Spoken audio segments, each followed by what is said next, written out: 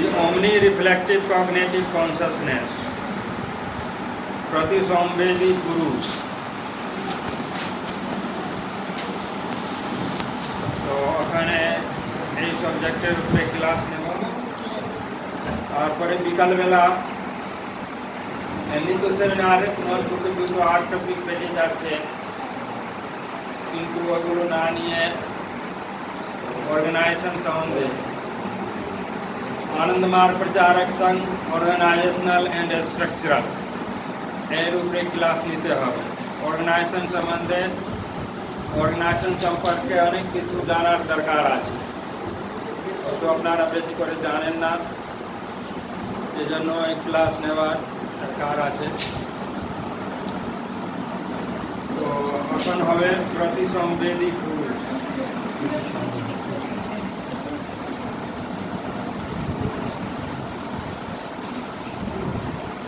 কোথায় লেখা আছে?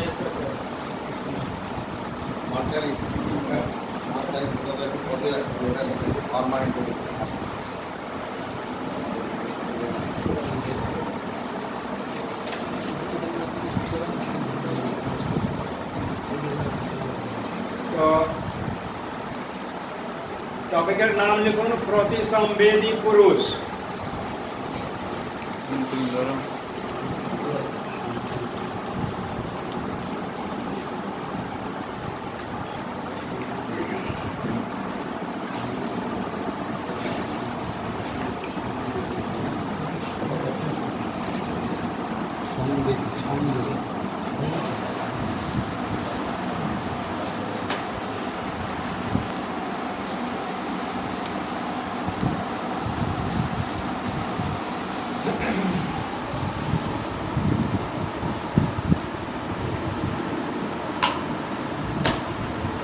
প্রতিসংবেদী পুরুষ কাকে বলা হয় ওকে বুঝতে হবে একটু। বলা হচ্ছে যে বস্তুর নিবন্ধন জন্য ক্রিয়ার প্রতিরূপে বা অস্তিত্বের প্রতিরূপে ভাব সিদ্ধ হয়। এই ভাষাগুলো না বুঝলে এক্সাম্পল দ্বারা বুঝতে পারবেন। মনে করুন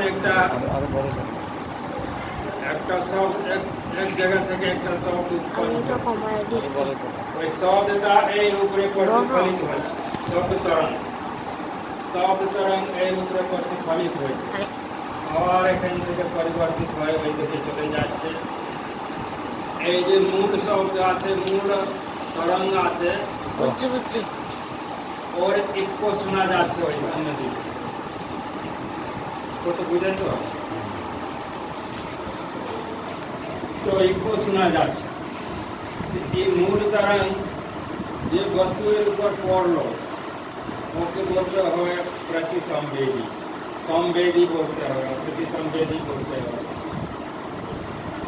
আর যে ক্রিয়া হয়েছে এই বস্তু শব্দ তরঙ্গ এর উপরে পড়েছে ওকে বলা হবে সংবেদন, আর এর প্রতিক্রিয়া যে আছে ওকে বলতে হবে প্রতিসংবেদন।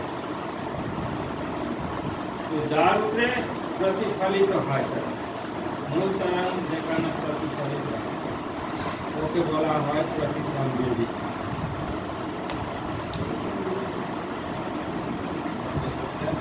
মনে করুন এই শব্দ তরঙ্গ, এই যে কান আছে এই কানের যন্ত্রের উপর পড়ছে, তারপরে মনের যে চিত্ত পোর্শন আছে ওই চিত্ত পোর্শনের উপরে পড়ে, তখন মানুষ কোনো শব্দটা শুনতে পারে। যখন পর্যন্ত চিত্তের উপরে প্রতিফলিত হবে না মানুষ ওই শব্দটা ওই আওয়াজটা শুনতে পারবে না। তো এখানে চিত্ত হচ্ছে প্রতিসংবেদী। আবার চিত্ত মন যে হয়, চিত মন ইকুয়াল টু চিত প্লাস অহম প্লাস মহৎ। তো চিত্তের উপরে পড়লো, আবার চিত্ত আসছে মহৎ অহম থেকে। চিত্তে অহম তত্ত্বে সমাহিত হয়ে যেতে পারে, আবার অহম মহৎ মধ্যে সমাহিত হয়ে যেতে পারে, আবার মহৎ জীবাত্মাতে সমাহিত হয়ে যায়। এইভাবে জীবাত্মা পরমাত্মাতে সমাহিত হয়ে যায়। এই জীবাত্মা কি? পরমাত্মার অংশ, পরমাত্মার অংশ। সেই জীব আসছে পরমাত্মার থেকে, জীবাত্মা আসছে পরমাত্মার থেকে। তো জীব পরমাত্মাতে সমাহিত। তো পরমাত্মা হলেন চরম প্রতিসংবেদী। এই যে উচ্চতা আছে, উচ্চতা ওনার থেকে বেরিয়েছে, সব কিছু ওনার উপরে নির্ভর করে, সব কিছুর আশ্রয়, সব কিছু ওনার মধ্যে আছে।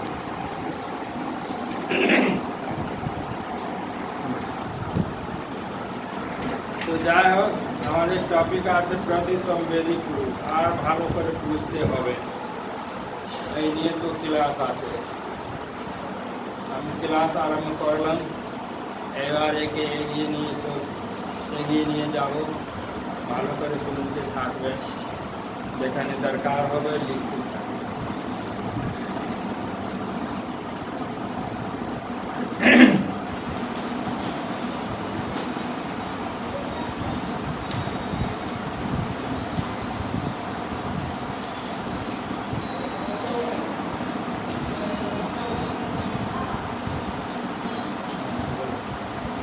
একটা থিওরি আছে, cause and effect theory. Cause and effect theory মানে প্রত্যেক কাজের কারণ হয়, বিনা কারণে কোনো কাজ হয়নি। হ্যাঁ, বিনা কারণে কোনো কাজ হয়নি। হয়তো আমি অনেক কাজের কারণ জানতে পেরেছি, হয়তো অনেক কাজের কারণ জানতে পারিনি, কিন্তু সব কাজের কোনো কোনো কারণ আছে।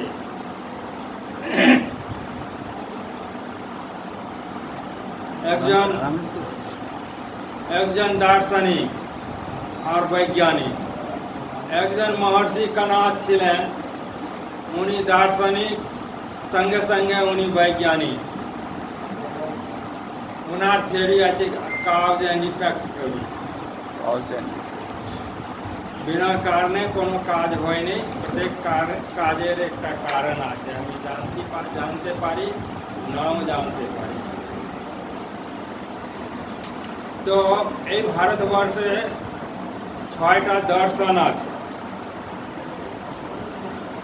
6টা দর্শন আছে, ষট দর্শন।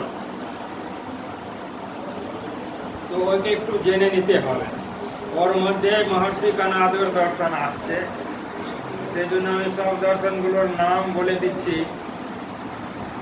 এই বাংলাতে একজন লিখতে আসুন, এখানে বসুন। আমার বাংলা লিখতে অসুবিধা আছে। হ্যাঁ, মার্কারও নেই, আমি বলছি, আপনি লিখবেন। এই ভারতবর্ষে 6টা আধ্যাত্মিক দর্শন আছে। প্রথম হচ্ছে সাংখ্য। সাংখ্য দর্শন দিয়েছেন মহর্ষি কপিল। এখানে সাংখ্য দর্শন দিয়েছেন মহর্ষি কপিল। সাংখ্য দর্শন সবচেয়ে পুরনো দর্শন। আজ থেকে 5000 বছর আগে মহর্ষি কপিল এসেছিলেন। উনি এই ভারতবর্ষে পশ্চিমবঙ্গে একটা ঝালদা নামের জায়গায় আছে, আমাদের আনন্দনগর কাছে। ওইখানে একটা পাহাড় আছে, ওই পাহাড়ের উপর উনি থাকতেন। পাহাড়ে একটা গুফা আছে, ওই গুফাতে থাকতেন, ওইখানে পড়তেন, লিখতেন।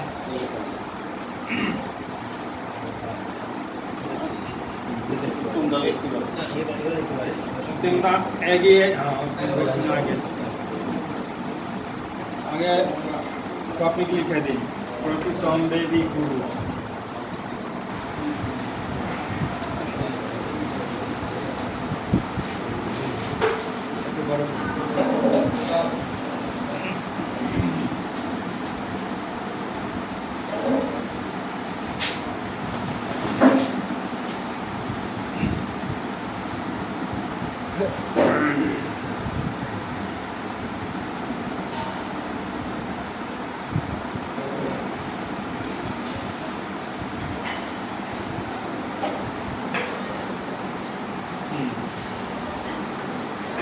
তারপরে লিখুন নিচে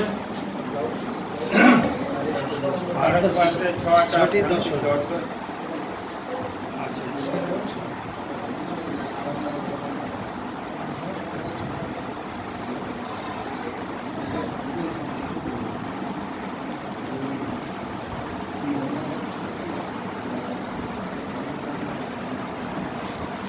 নম্বর 1 শান্ত দন্ত সাকার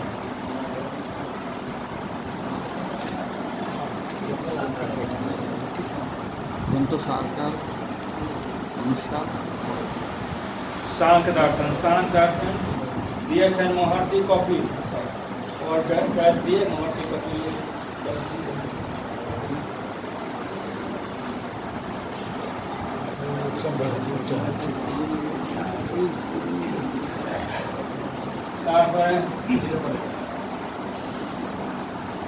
नंबर 2 लिखते থাকেন, আমি বলতে থাকছি ওনারা শুনছেন তো। नंबर 2 হচ্ছে যোগ योग लिखा যায় योग पढ़ा যায় যোগ যোগ हाँ যোগ दिए पतंजलि महर्षि पतंजलि योग दर्शन।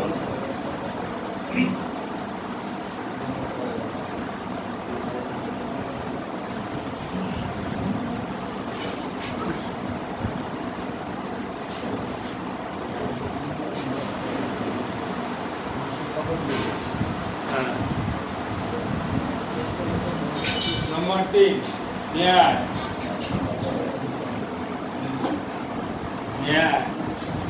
নয়জপল আকার অন্তস্থীয়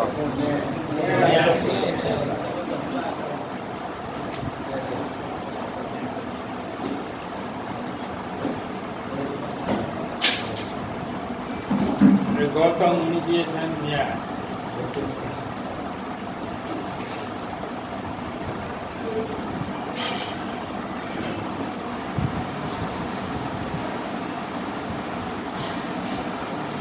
তারপরে বৈশাইসিক বৈশাইসিক বৈকার বই বৈশাইসিক বৈশাইসিক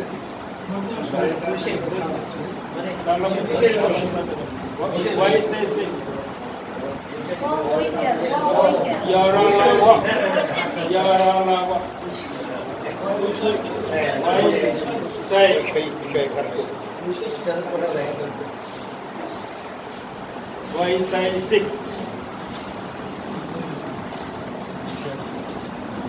कनात दिए थे कनात কনাথ वर्गीय न ढाढ़ा कनात। 5 नंबर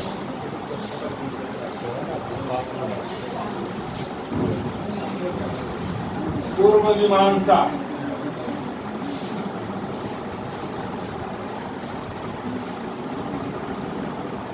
पूर्व मीमांसा वा कर्म मीमांसा वा कर्म मीमांसा वा कर्म कांड कर्म मीमांसा वा कर्म कांड कर्म कांड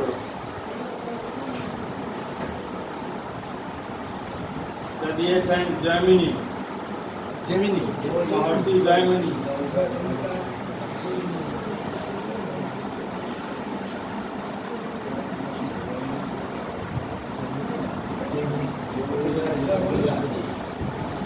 जैमिनी। नंबर 6 उत्तर मीमांसा।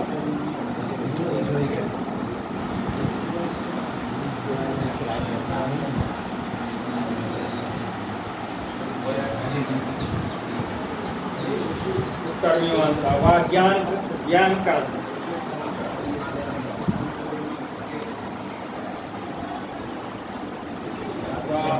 वेदांत।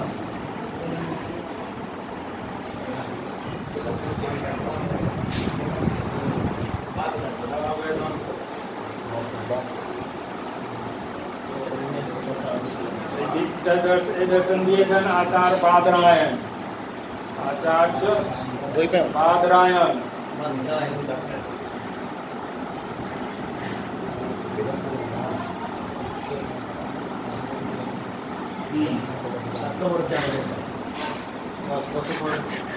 সাত নাম্বার আসে নাই।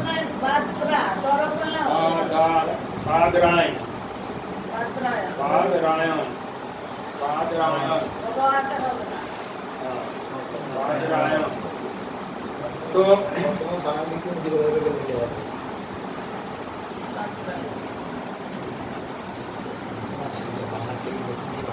तो এই ছয়টা দর্শন, আধ্যাত্মিক দর্শন, এই যে পূর্ব মীমাংসা আর উত্তর মীমাংসা, এই দুটো দর্শন বেদ থেকে এসেছে। যে কর্মকাণ্ড, বেদে কর্মকাণ্ড আছে ও জ্ঞান কাণ্ড আছে। জ্ঞান কাণ্ড মানে বেদান্ত, মানে আধ্যাত্মিক জিনিস, আধ্যাত্মিক দর্শন আছে। বাবা ওই বেদান্ত থেকে, আধ্যাত্মিক দর্শন, জ্ঞান কাণ্ড থেকে, উত্তর মীমাংসা থেকে অনেক কিছু বলেছেন। ওইসব এই সুভাষিত সংগ্রহে আছে। সুভাষিত সংগ্রহে যতগুলো টপিক আছে ম্যাক্সিমাম উনি বেদান্ত থেকে বলেছেন, উপনিষদ থেকে বলেছেন। তো नंबर 4 আছে বৈশেষিক দর্শন। উনি ওই বৈশেষিক দর্শন দিয়েছেন মহর্ষি কনাদ। আগে বলেছি উনি একজন দার্শনিক और वैज्ञानिक। ये कौन संबंध है? एटम, मॉलिक्यूल, এই সব সম্বন্ধে উনি বলেছেন। আর সঙ্গে সঙ্গে দার্শনিক হিসাবে উনি বলেছেন, দার্শনিক হিসাবে বলেছেন যে প্রত্যেক কাজের একটা কারণ আছে, বিনা কোনো কারণে কাজ ঘটিত হয়নি, হতে পারে না। অ্যাক্সিডেন্ট নামে কিছু নেই, অ্যাক্সিডেন্ট নামে কিছু নেই, সব কিছু ইনসিডেন্ট, সব কিছু ইনসিডেন্ট। যার আমরা কারণ জানতে পারিনি ওকে বলে দিই অ্যাক্সিডেন্ট। কিন্তু ও যে অ্যাক্সিডেন্ট যাকে বলি ওরও কারণ আছে, আমরা জানতে পারিনি সেটা আলাদা জিনিস, কিন্তু কারণ আছে। সেই জন্য বাবা বলেছেন অ্যাক্সিডেন্ট নামে কোনো জিনিস নেই, সব ইনসিডেন্ট।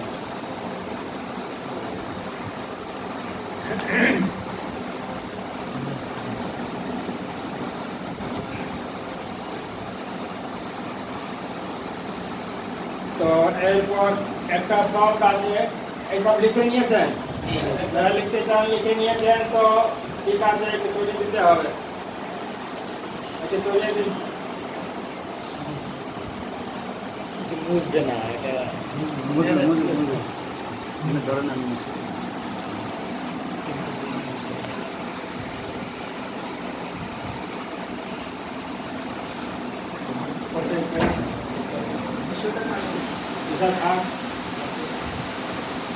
দর্শন আছে বিষয়।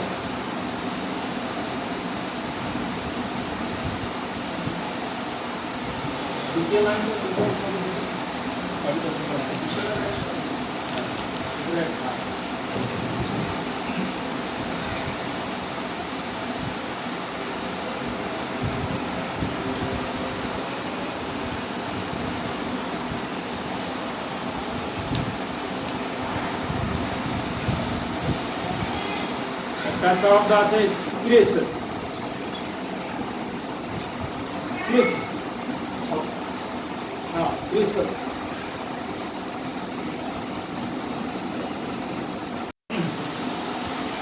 তো কৃষ, কৃষ ধাতু আছে, এই সংস্কৃত শব্দ কৃষ ধাতু।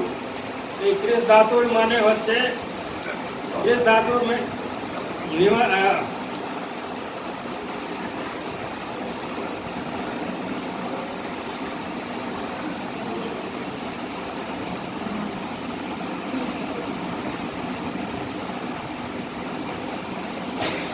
নির্ধারণ করা।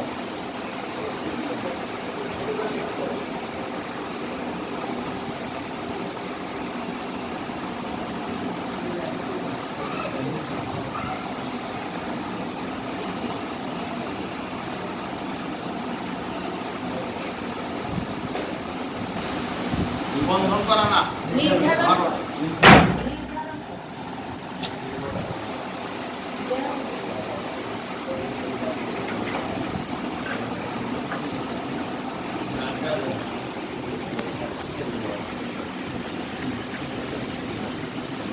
তো এই কৃষ্ণ ধাতু থেকে কৃষ্ণ শব্দ এসেছে, কৃষ্ণ।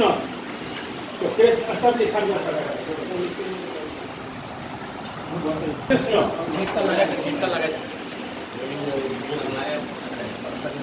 ওই জন্যই চালি ছিল। কৃষ্ণ শব্দের মানে হচ্ছে যার উপরে সবার অস্তিত্ব নির্ভর করে, যার উপরে সবার অস্তিত্ব নির্ভর করে। এমন কে হবে যার উপরে সবার অস্তিত্ব নির্ভর করছে? ডিলিট করে দিছি না না, আগেটা সেভ হয়ে পরম পুরুষে হতে পারে। তার মানে কৃষ্ণ মানে পরম পুরুষ।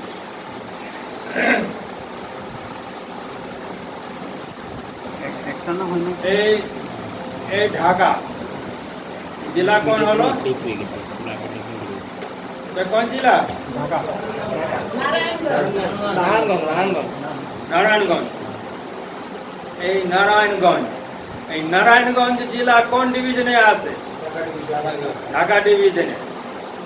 তো ঢাকা না থাকলে নারায়ণগঞ্জ থাকতো?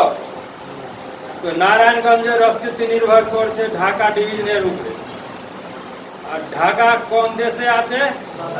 বাংলাদেশে। যদি বাংলাদেশ না থাকতো তো ঢাকা থাকতে পারতো? ঢাকা ডিভিশনের অস্তিত্ব নির্ভর করছে ঢাকা মানে বাংলাদেশের উপর। আর বাংলাদেশের অস্তিত্ব নির্ভর করছে এশিয়া মহাদেশের উপর। আর এশিয়া মহাদেশের অস্তিত্ব নির্ভর করছে এই পৃথিবীর উপরে, এই পৃথিবী গ্রহের উপরে। যদি পৃথিবী গ্রহ না থাকতো তো এশিয়া মহাদেশ থাকতো? থাকতো না। আর এই পৃথিবীটা কার উপরে নির্ভর করছে? হ্যাঁ, সৌরজগৎ। সোলার সিস্টেম কি বলে? সৌরজগৎ বলে তো। হ্যাঁ, এই যে আমাদের সৌরজগৎ আছে, এর মধ্যে একটা সূর্য আছে আর 9টা গ্রহ আছে। পৃথিবী নিয়ে 9টা গ্রহ আছে। এটা হলো আমাদের সৌরজগৎ। আমরা বলছি তার মানে কি আর অনেক সৌরজগৎ আছে, হাজার হাজার সৌরজগৎ আছে এই ব্রহ্মাণ্ডে। অনেক সৌরজগতের অনেক গ্রহে প্ল্যানেটে মানুষ আছে, জীব আছে। অনেক গ্রহে বা অনেক প্ল্যানেটে আনন্দ মার্গ আছে। শুধু এই পৃথিবীতে আনন্দ মার্গ আছে তা নয়, অনেক গ্রহের উপরে আনন্দ মার্গ আছে। অনেক গ্রহের মানুষ আধ্যাত্মিক দিক থেকে আর বৈজ্ঞানিক দিক থেকে এই পৃথিবীর মানুষ চেয়ে অনেক এগিয়ে গেছে। তো যাই হোক, সেই জন্য আমি বলছি আমাদের সৌরজগৎ, যে সৌরজগতে আমরা থাকি, ওই তো পৃথিবীর অস্তিত্ব নির্ভর করছে এই সৌরজগতের উপর। যদি এই সৌরজগতে যত গ্রহ আছে, যত প্ল্যানেট আছে, সব বেরিয়েছে সূর্য থেকে। সূর্য না থাকতো এই গ্রহগুলো না হতো, এই সৌরজগৎ তৈরি না হতো। তাহলে সৌর জগৎ তৈরি হতো না, আমাদের সৌর জগৎ তৈরি হতো না। যাই হোক, তো যার উপরে সবার অস্তিত্ব নির্ভর করে, এই সৌর জগতের অস্তিত্ব কার উপরে নির্ভর করে? পরম পুরুষ। সব কিছু পরম পুরুষ থেকে এসেছে। আনন্দ মার্গদর্শন সৃষ্টি চক্র সম্পর্কে যদি আপনি জানেন, তাহলে ভালো করে বুঝতে পারছেন যে সব কিছু পরম পুরুষ থেকেই বেরিয়েছে, ওনার বাইরে কিছু নয়, সব কিছু ওনার ভিতরে। এই পুরো সৃষ্টি ওনার মনের ভিতরে, সেই জন্য উনি সব কিছু জানতে থাকেন, জানার কোনো চেষ্টা করতে হয়নি। আমার মধ্যে, আমার মনের ভিতরে যা কিছু থাকে, ওর জানার কি চেষ্টা করতে হবে, মুখস্থ করতে হবে? সব আমার মনেই আছে, কিছু করার দরকার নেই, এমনি মুখ থেকে বেরিয়ে থাকে।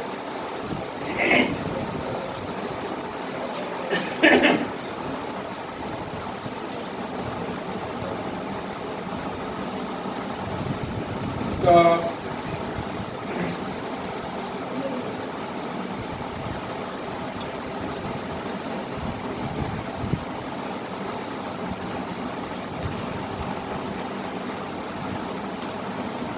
তারপর আছে পুরুষ। সব দেখুন, পুরুষ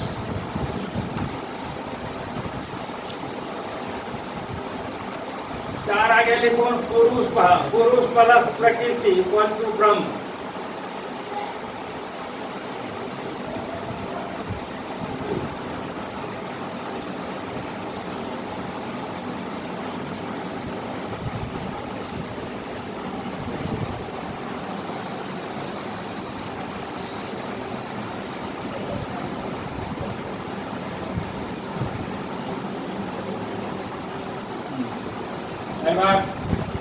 এবার পুরুষ দিয়ে দেখবেন,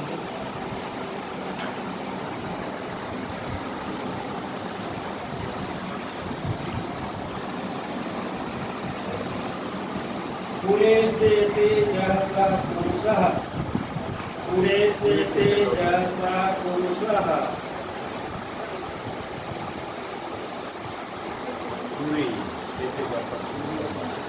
पुरे से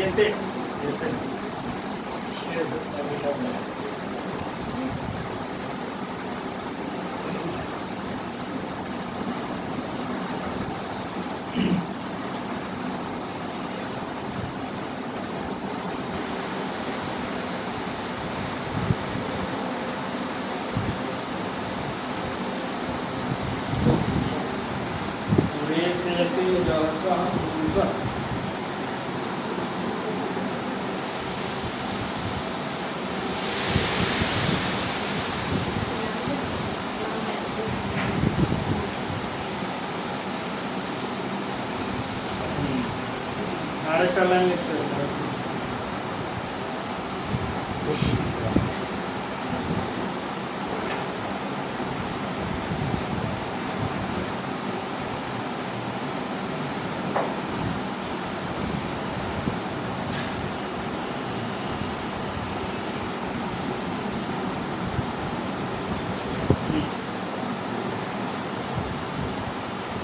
পুরুষ শব্দের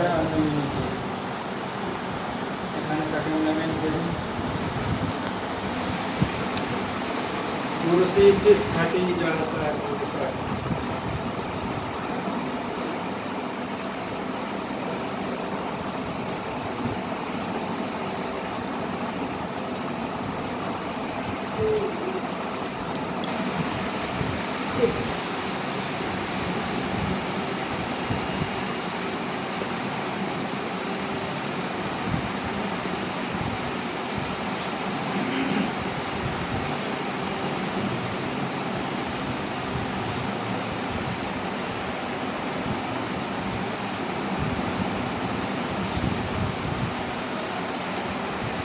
दोनों पुरुष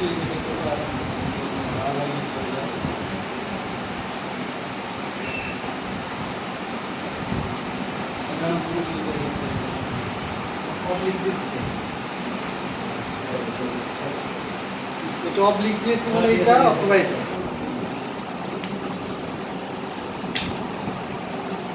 तो पुरेसे तेजसा पुरे पुरुषः वा पुरुषे तिष्ठति जहसः पुरुषः ये जे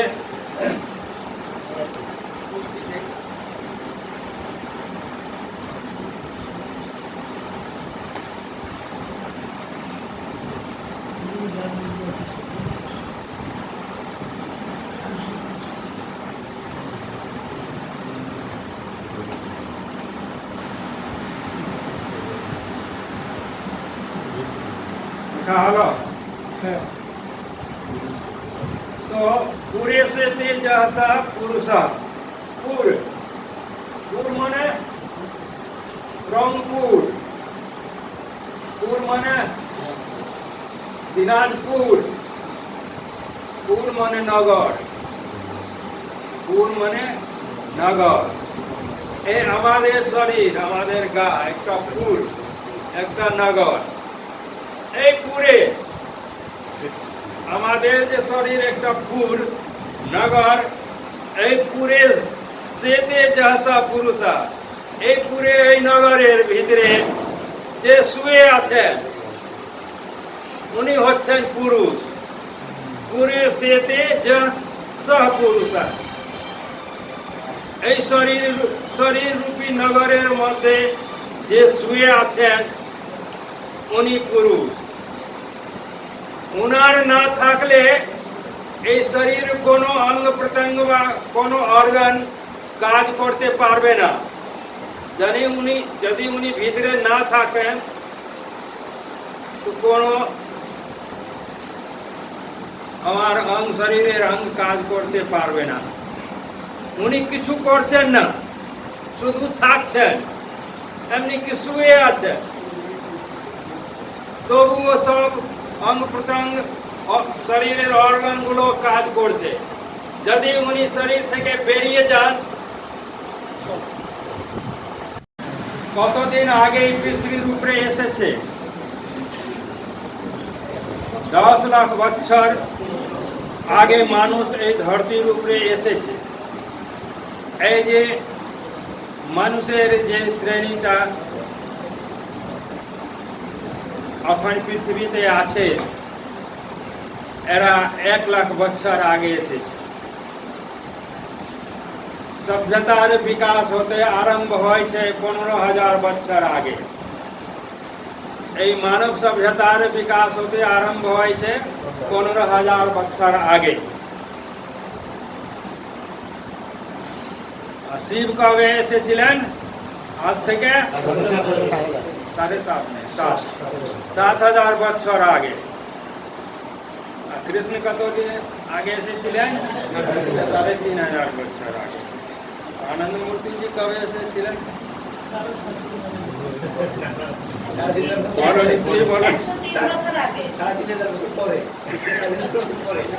হ্যাঁ তো বলো না আরে বছর আর ডেট বলুন 103 বছর আগে হ্যাঁ 103 বছর আগে হ্যাঁ 1921 বৈশাখী পূর্ণিমা যাকে আমরা এখন বলি আনন্দ পূর্ণিমা তো মানুষ আরম্ভ থেকে খুঁজছে পুরুষ সত্তাকে বা পরম পুরুষকে খুঁজছে আগে মানুষ বুঝতে পারতো না সূর্যকে দেখে বলছে আরে সূর্য তো শক্তিশালী সূর্য যদি না থাকে তো রৌদ্র হবে না অনেক কিছু হবে না আমরা জীবিত থাকতে পারবো না সব হবে না তাহলে হয়তো সূর্যের পরম পুরুষ সূর্য ভগবান হ্যাঁ অনেক জায়গায় বড় বড় পাহাড় আছে এত বড় পাহাড় আছে এত শক্তিমান আছে হয়তো পাহাড় ভগবান তো পাহাড় পূজন আরম্ভ হলো সূর্য পূজা আরম্ভ হলো এই যে প্রকৃতি দেখছে কত ভালো এই যে সমুদ্র এই যে মেঘ এইগুলো সবকে ভগবান মেনে নিতেন ওকে পুজো করতেন কিছু জানা নেই এখন রিসার্চ চলছিল কি ভগবানটা কি মানে এইসব এত যে জিনিসগুলো দেখেছি, ওর মধ্যে সবচেয়ে বেশি শক্তিমান কে? ওর মধ্যে এমন পুরুষ সত্তা বা এমন সত্তা কে যে সব কিছুকে কন্ট্রোল করে? খোঁজ করছে, এখন তো পাইনি। এইভাবে অপ্রাকৃতিক বস্তু, প্রাকৃতিক সত্তা কে ভগবান মেনে নিলে হলো, মেনে নিয়েছেন ওনারা, পুজো করতে আরম্ভ করেছেন। অজ্ঞানতার অবস্থা, তখন ভালো করে বুঝতে পারেন না।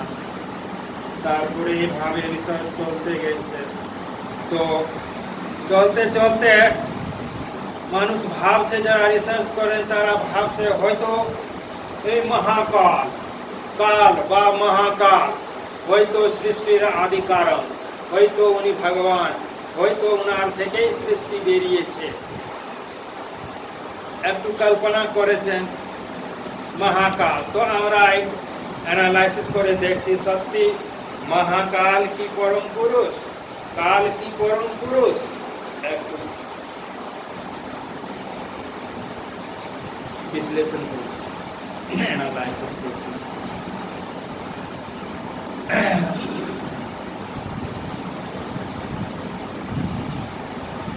তো মহাকাল বা কাল মানে কি? সময়। কাল মানে সময়। সময়ের পরিভাষা কি?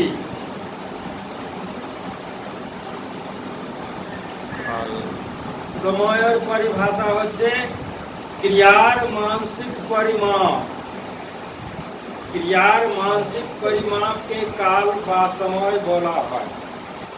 ক্রিয়ার মানসিক পরিমাপ, যদি ক্রিয়া না থাকে তো কালও হবে না, সময়ও হবে না। একে ইংরেজিতে বলা হচ্ছে mental measurement of motivity of action. Mental measurement of motivity of action is time.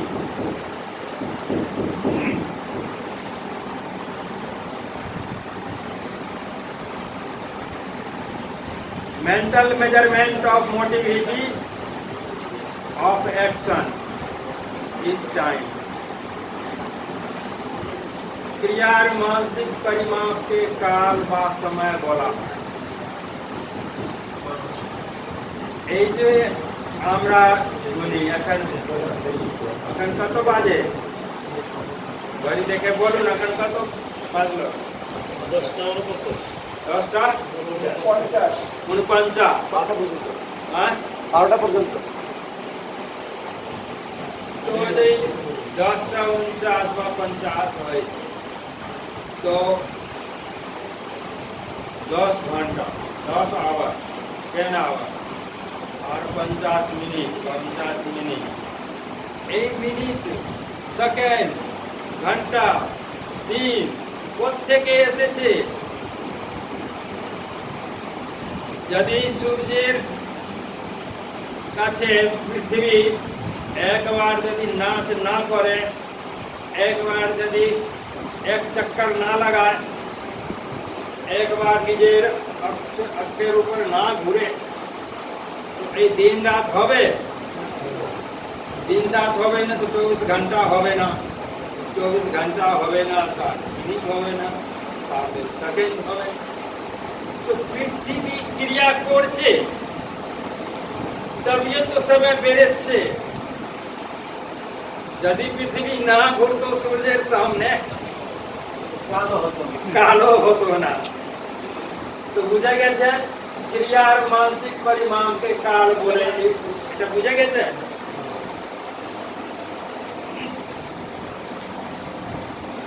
তো এই কাল, কালের অস্তিত্ব কার উপর নির্ভর করছে? মানসিক ক্রিয়ার উপর। কালের অস্তিত্ব নির্ভর করছে ক্রিয়ার উপর। যদি ক্রিয়া না হয় তো কালও হবে না। তার মানে কাল পরম পুরুষ বা প্রতিসম্বেদী পুরুষ বা সৃষ্টিকর্তা হতে পারে না। যার অস্তিত্ব অন্য উপরে নির্ভর করবে তিনি সৃষ্টিকর্তা হতে পারবেন না। সবার আশ্রয়, সবার আধার পরম পুরুষ। কিন্তু পরম পুরুষের কোনো আশ্রয় আছে, কোনো আধার আছে না। সবার মা বাবা পরম পুরুষ, সেই জন্য ওনাকে বলে পরম পুরুষ।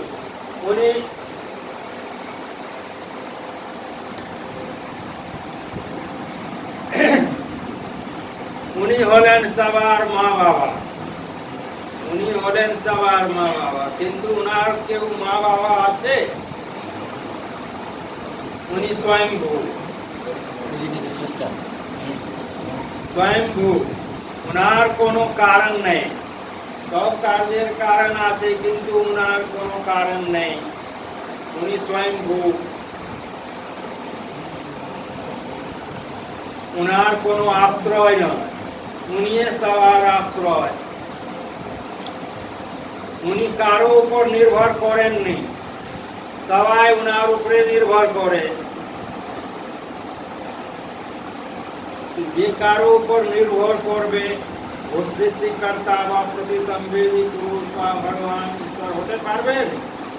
পারবেন।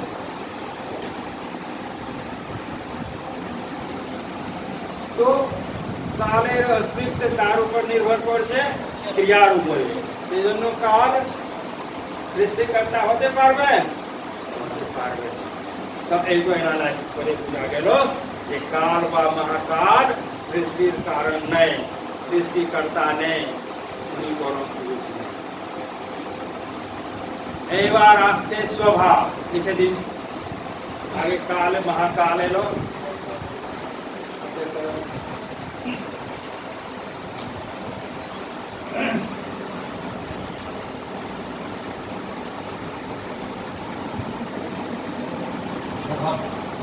স্বভাব, নেচার।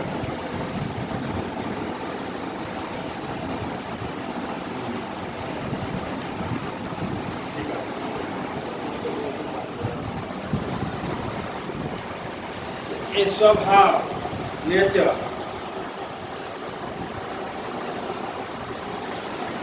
आगे लिखा हुआ चलो पुरुष प्लस प्रकृति इक्वल टू ब्रह्म। पुरुष और प्रकृति मिले ब्रह्म। पुरुष और प्रकृति की भावे থাকে অবিনাভাবী। অবিনাভাবী মানে একের অস্তিত্ব অন্য উপর নির্ভর করে। এই যা কাগজ আছে, এই কাগজের দুটো পেজ আছে। একটা পেজ হলো প্রকৃতি, তো অন্য পেজ হলো পুরুষ। ওকে আলাদা করা যাবে।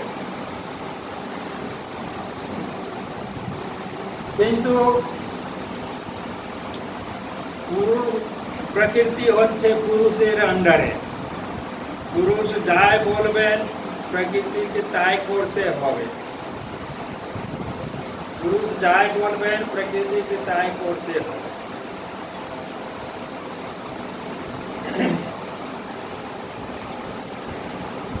তো পুরুষ হচ্ছেন ভাবাতীত, ইন্দ্রিয়াতীত। ইনার অস্তিত্ব ভাবাতীত, ইন্দ্রিয়াতীত। কিন্তু প্রকৃতি ওরকম নেই। প্রকৃতির অস্তিত্ব নির্ভর করে পুরুষের উপর। যদিও অবিনাভাবী আছে, তবু প্রকৃতির অস্তিত্ব নির্ভর করে পুরুষের উপর। পুরুষকে বলা হয় শ্রীনিবাস। শ্রীনিবাস শব্দ কোনদিন শুনেছে? শ্রীনিবাস। শ্রী মানে প্রকৃতি, নিবাস মানে বুঝছেন বাসস্থান। তো পুরুষ হচ্ছেন প্রকৃতির বাসস্থান। প্রকৃতি পুরুষের মধ্যে থাকছে। তো পুরুষ যাই বলবেন তাই করবেন। তো প্রকৃতি পুরুষের ইচ্ছা অনুযায়ী কাজ করেন। আর প্রকৃতির কাজ করার যে স্টাইল, প্রকৃতির কাজ করার যে স্বভাব, প্রকৃতির কাজ করার যে স্টাইল, যে মেথড, ওকে বলা হয় স্বভাব। প্রকৃতির কাজ করার যে মেথড বা স্টাইল ওকে বলা হয় স্বভাব বা নেচার। যে মেথড মেথড বিধি বা স্টাইল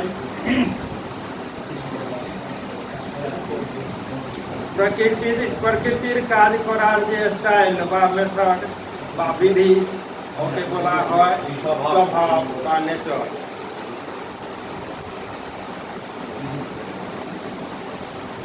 তো স্বভাব বা প্রকৃতির অস্তিত্ব কিসের উপর নির্ভর করো? প্রকৃতির উপর। প্রকৃতির কাজ করার যে স্টাইল ওকে বলা হয় স্বভাব বা নেচার। তো স্বভাব বা নেচারের অস্তিত্ব নির্ভর করছে প্রকৃতির কাজের উপর। প্রকৃতি যদি কাজ না করে তো স্বভাব কাকে বলবে?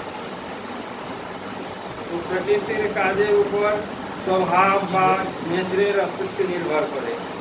সেই জন্য স্বভাব বা নেচার পরম পুরুষ হতে পারে না, প্রতিসংবেদী পুরুষ হতে পারে না, বা সৃষ্টিকর্তা হতে পারে না। তারপরে আছে যদৃচ্ছা, অ্যাক্সিডেন্ট। না এর আগে পরে আছে নিয়তি। নিয়তি লিখুন তো।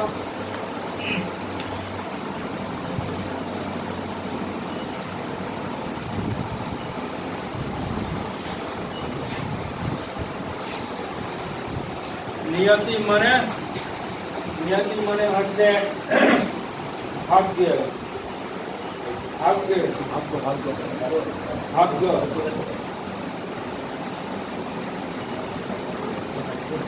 संस्कार, भाग्य বা संस्कार।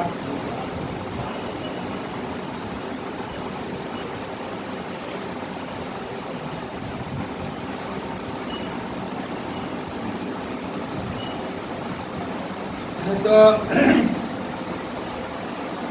नियति माने भाग्य, भाग्य माने संस्कार, संस्कार माने হ্যাঁ আমরা যে কর্ম করি তো কর্মের একটা প্রতিকর্ম হয়। কর্ম করলে ওর পরিণাম হয়, ওর ফল হয়, ওকে ভোগ করতে হয়। আমরা কাজ করতে থাকি আর প্রতিকর্ম হতে থাকে, মানে ये প্রতিফল সংগ্রহ হতে থাকে।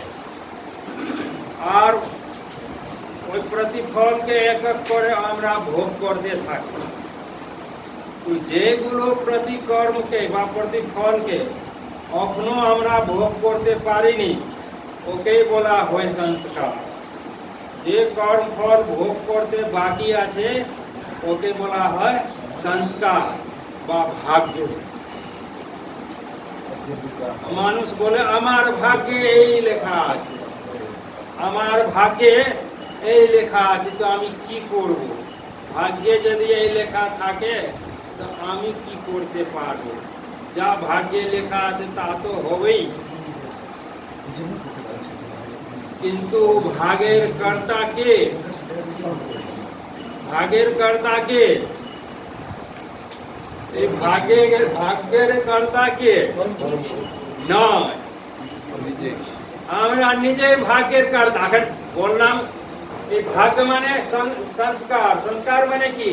যে আমরা কর্ম করেছি ওর যে প্রতিকর্ম আছে, কিছু তো আমি ভোগ করেছি কিন্তু এখন আরো ভোগ করার জন্য বাকি আছে। যেগুলো কর্মফল এখনো আমরা ভোগ করি নাই ওকে বলা হয় সংস্কার বা ভাগ্য। তো ভাগ্যের কর্তা কে হলো? আমি হলাম। তো আমার ভাগ্যের কর্তা, ভাগ্য বিধাতা আমি নিজে, পরম পুরুষ নেই।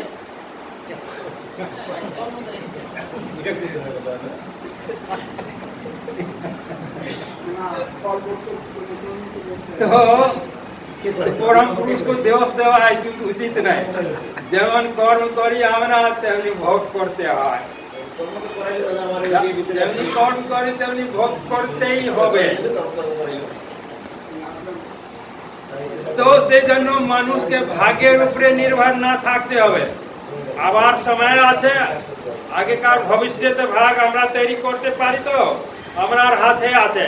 আমার ভবিষ্যতের ভাগ্যে কি হবে ওই আমার হাতে আছে। তো সেই জন্য আমার ভাগ্যকে ভালো করব, ভালো করার জন্য ভালো কাজ করতে হবে। আমার ভাগ্য ভালো হবে, আমার ভাগ্যের কর্তা আমি নিজে।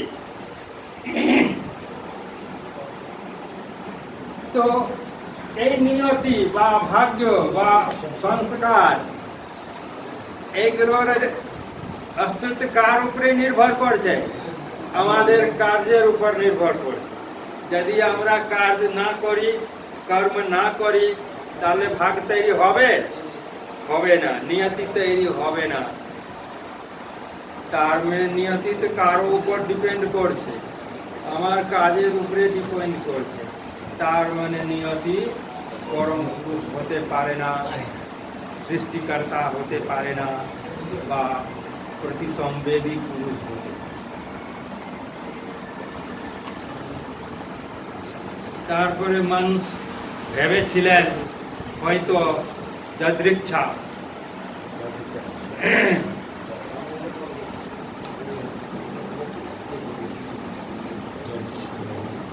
accident.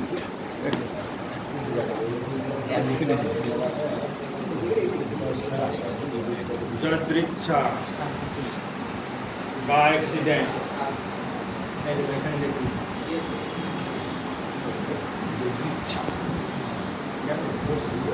যদৃচ্ছা अंग्रेजी लिखो ने एक्सीडेंट।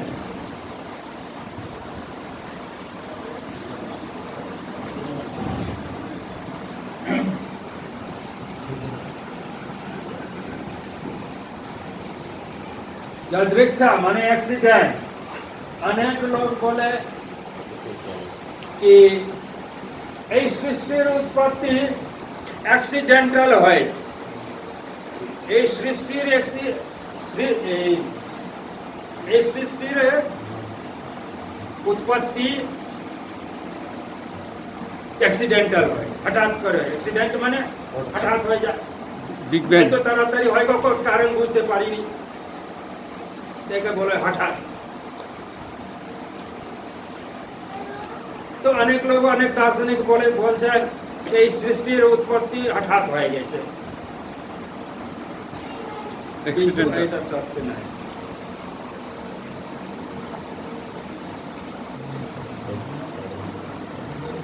আগে বলা হয়েছে, আগেই বুঝিয়েছি, অ্যাক্সিডেন্ট নামে কোনো জিনিস নাই, সব ইনসিডেন্ট।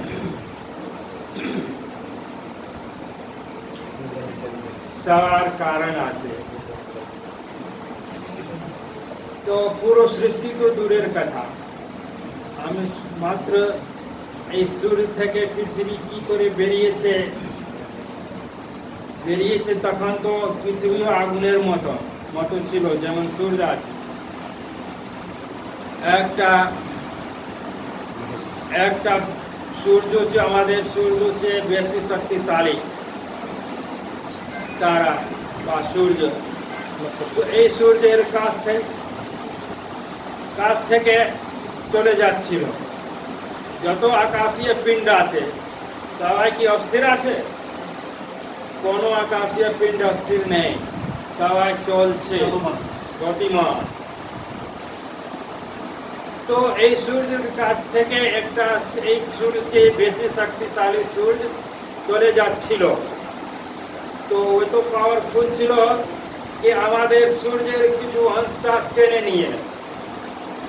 নিল, কিন্তু ওই সূর্যটা চলে গেল। এই যে অংশটা টেনে নেওয়া হয়েছিল সেই অংশটা আমাদের সূর্যের আকর্ষণ শক্তির ভিতরে থেকে যায়।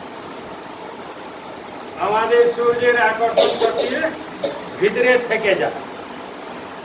ওই আবার কিছুদিন পরে 9 ভাগে বিভক্ত হয়ে যায়। সেই 9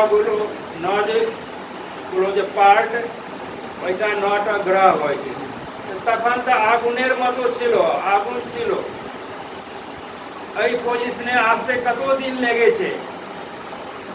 আগুন যে ঠান্ডা হতে হতে হতে হতে অনেক লাখ লাখ বছর কোটি বছর লেগেছে। ঠান্ডা হতে হতে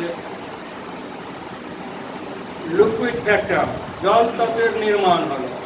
আবার জল তত্ত্ব থেকে স্থিতি তত্ত্বের সলিড ফ্যাক্টর নির্মাণ হয়।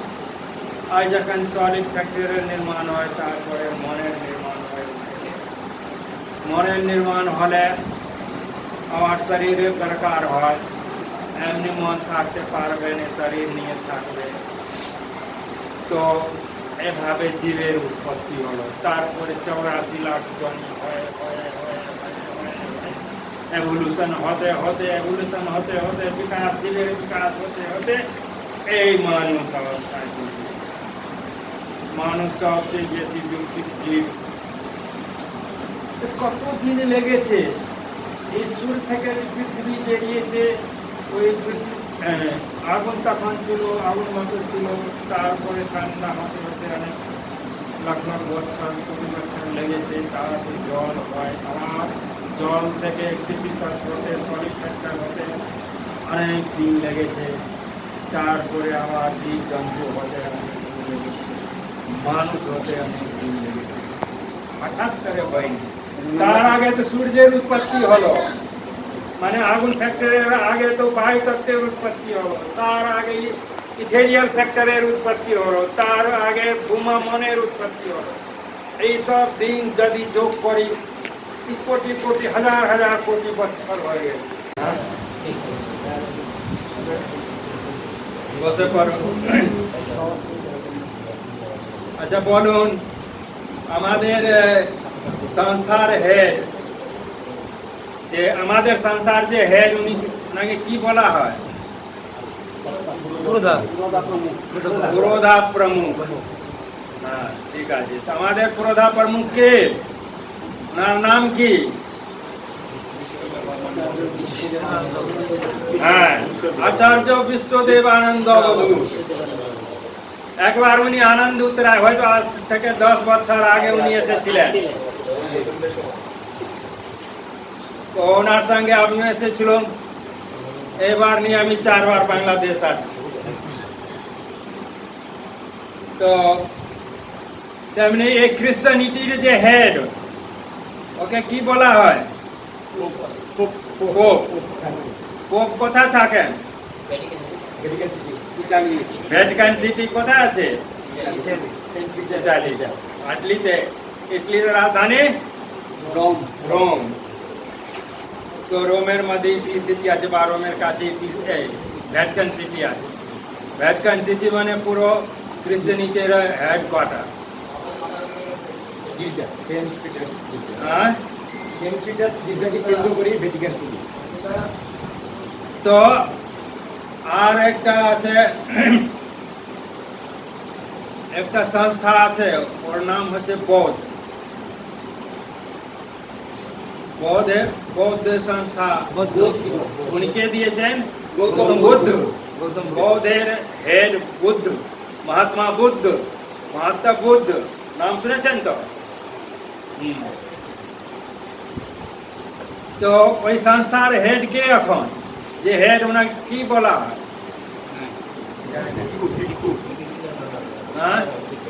ভিক্ষু। তো ওনাদের যে সন্ন্যাসী হয় ওকে ভিক্ষু বলা হয়। কিন্তু ওনার হেড যে হয় ওনাকে বলা হয় দালাই লামা। দালাই লামা। এখন উনি কোথায় থাকেন?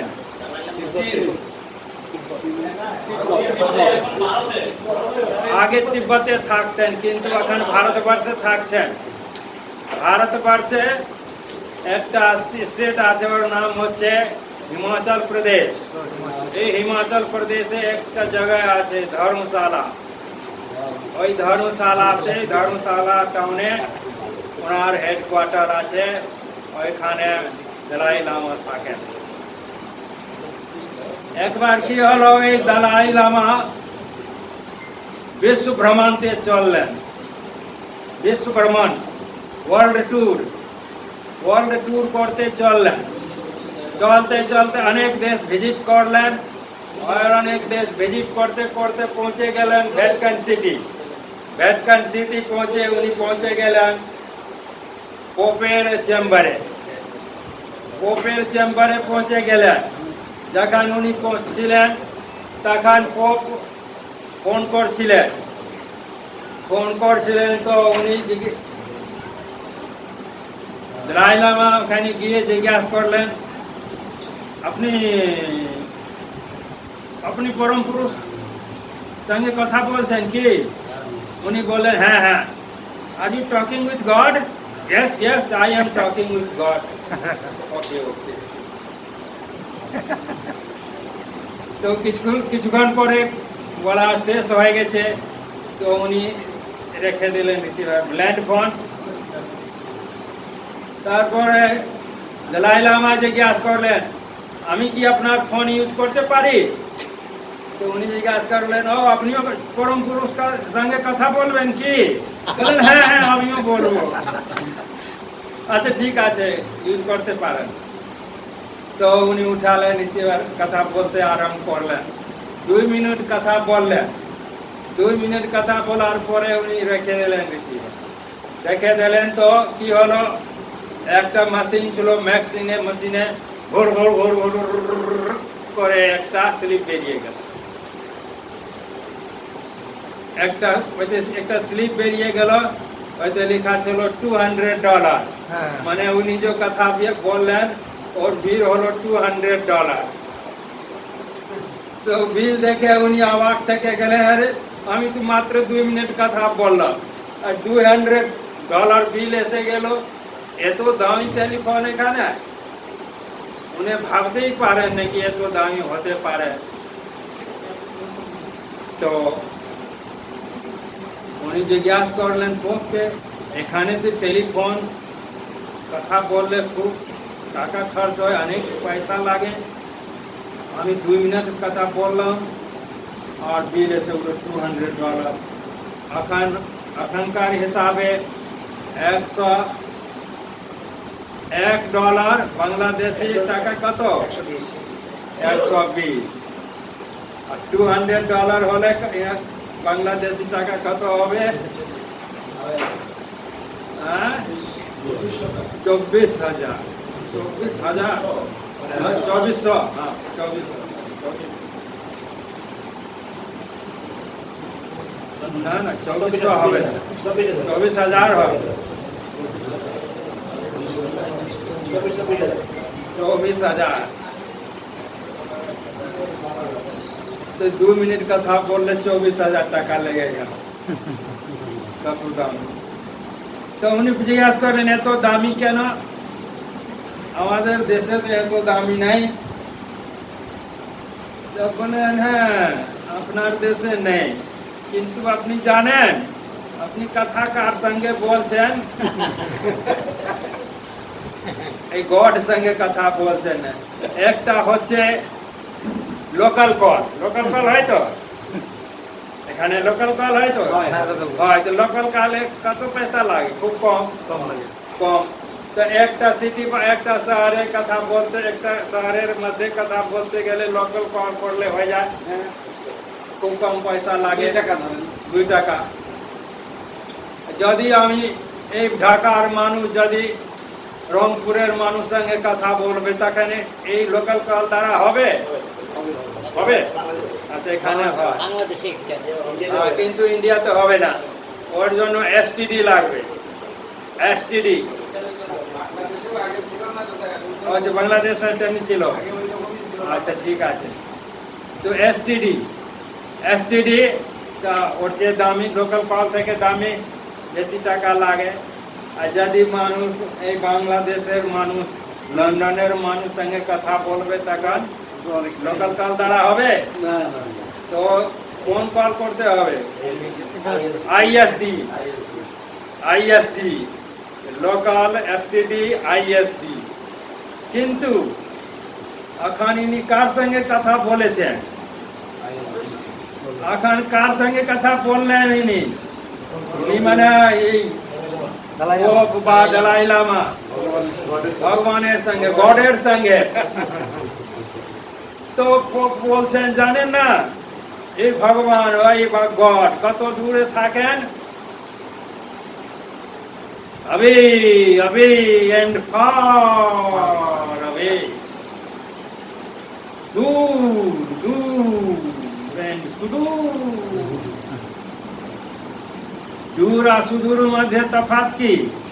দূর মানে এমন দূরি যাকে মাপা যায়, মাপা যেতে পারে, আর সুদূর মানে এত দূর যার দূরি মাপা যায়নি। তো ভগবানে কত দূর আছে মাপা যাবে না তো বলে এত দূরে ভগবান থাকেন, গড থাকেন, তো দূরির উপরে টাকা নির্ভর করবে, তো যত দূরে কথা বলবেন তত বেশি টাকা লাগবে, তো আপনার মতো দূরে শুধু রবে রবে কথা বলেছেন, তো 200 লাগবে না, বুঝতে পারছেন না? তো বললেন হ্যাঁ এইবার বুঝতে পেরেছি। তো হয়ে গেল। তো আবার ওখান দলাই লামা ওখান থেকে চলে পড়লেন, আর চলতে চলতে আবার অনেক দেশ ভিজিট করার বাকি ছিল, তো সব দেশগুলো ভিজিট করে আবার ভারতবর্ষে রিটার্ন হয়ে যান। আর কি বলে ধর্মশালা গিয়ে নিজের অফিসে গিয়ে নিজের চেম্বারে গিয়ে বসে পড়লেন। তারপরে পোপ চলে বিশ্ব ভ্রমণে, ওয়ার্ল্ড ট্যুরে। ওনার ওয়ার্ল্ড ট্যুর প্রোগ্রাম তৈরি হলো, আর উনি বিশ্ব ভ্রমণ করতে বা ওয়ার্ল্ড ট্যুর করতে আরম্ভ করলেন। অনেক দেশ ভিজিট করতে করতে ফাইনালি নেই, অনেক দেশ ভিজিট করে উনি ভারতবর্ষে পৌঁছলেন। ভারতবর্ষ পৌঁছে হিমাচল প্রদেশ আর পৌঁছে গেলেন ধর্মশালা, আর ওইখানে গিয়ে ও পৌঁছে গেলেন দলাই লামার চেম্বারে। যখন পোপ দলাই লামার চেম্বারে পৌঁছলেন তখন দলাই লামা কথা বলছিলেন, ওই রকম কথা বলছিলেন। তো ইনি জিজ্ঞাসা করলেন আপনি কি গড সঙ্গে কথা বলছেন, পরম পুরুষ সঙ্গে? বলে হ্যাঁ হ্যাঁ আমি পরম পুরুষ সঙ্গে কথা বলছি। তো কিছুক্ষণ পরে উনি রিসিভার রাখলেন। তারপরে উনি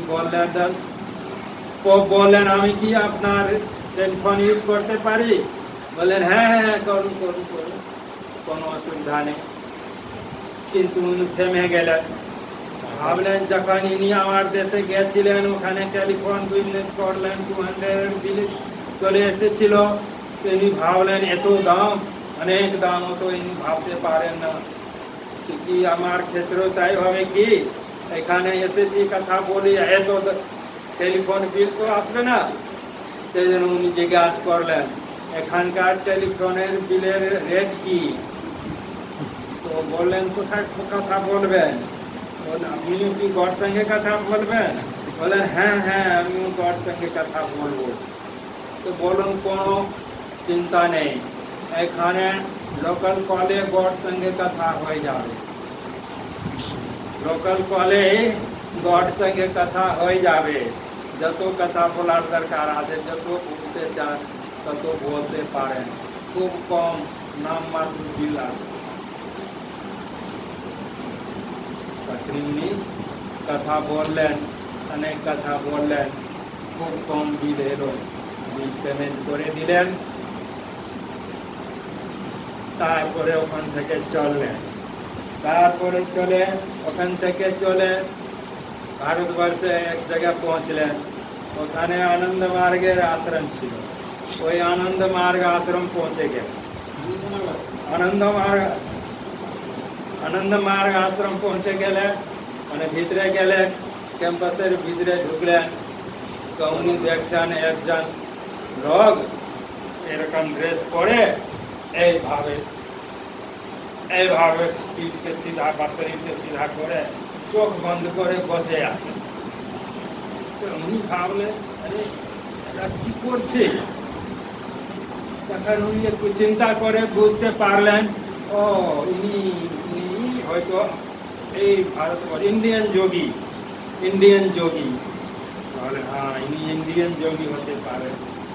তখনই উনি বসে পড়লেন ওইখানে। ভাবলেন যখন ইনি উঠবেন তখন তার সঙ্গে কথা বলবো। কিছুক্ষণ পরে উনি যে দাদা ছিলেন একজন অদ্ভুত ছিলেন, সাধনা শেষ করে গুরু পূজা শেষ করে বসে করলেন। তো দেখছেন একজন লোক ওনার সামনে বসে আছে। তিনি চেহারা দেখে ড্রেসগুলো দেখে বুঝতে পেরেছেন হয়তো ইনি পোপ। জিজ্ঞাসা করলেন, আপনি পোপ? আপনি কি পোপ? বলে, হ্যাঁ হ্যাঁ আমি পোপ।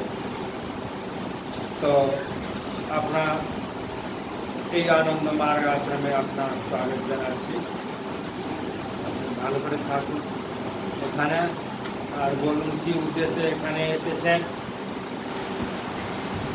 তো বললেন উদ্দেশ্য কি ও তো পরে বলবো, কিন্তু আগে আমি জিজ্ঞাসা করতে চাই, আপনি যে চোখ বন্ধ করে শরীরকে সিধা করে এইভাবে বসেছিলেন, কি করছিলেন? আপনি তো ইন্ডিয়ান যোগী, আপনি কি পরম পুরুষ সঙ্গে কথা বলছিলেন? বললেন, হ্যাঁ হ্যাঁ আমি পরম পুরুষ সঙ্গে কথা বলছিলাম। তো আপনার টেলিফোন কোথায়? তো বলে, এখানে ইন্ডিয়ার সায়েন্স অনেক ডেভেলপ, টেলিফোন লাগে না, না টেলিফোনে কথা হয়ে যায়।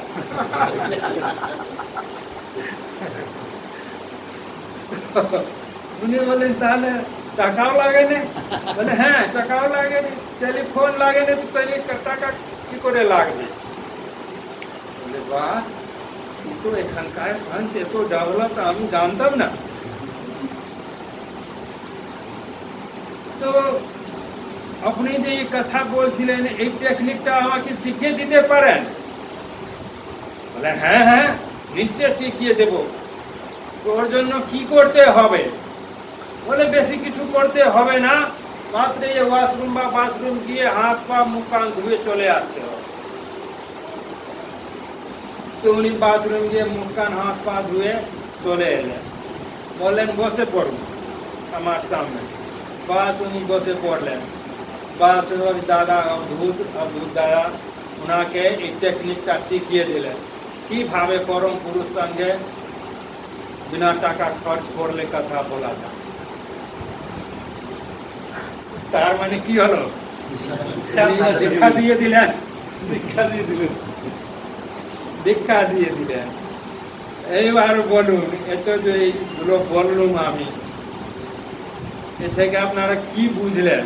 এর নিষ্কর্ষ কি? হ্যাঁ হ্যাঁ নিকট থেকে আরো নিকটে, হৃদয়ের নিজের গভীরে। মনের ভিতরে আছে। পুরো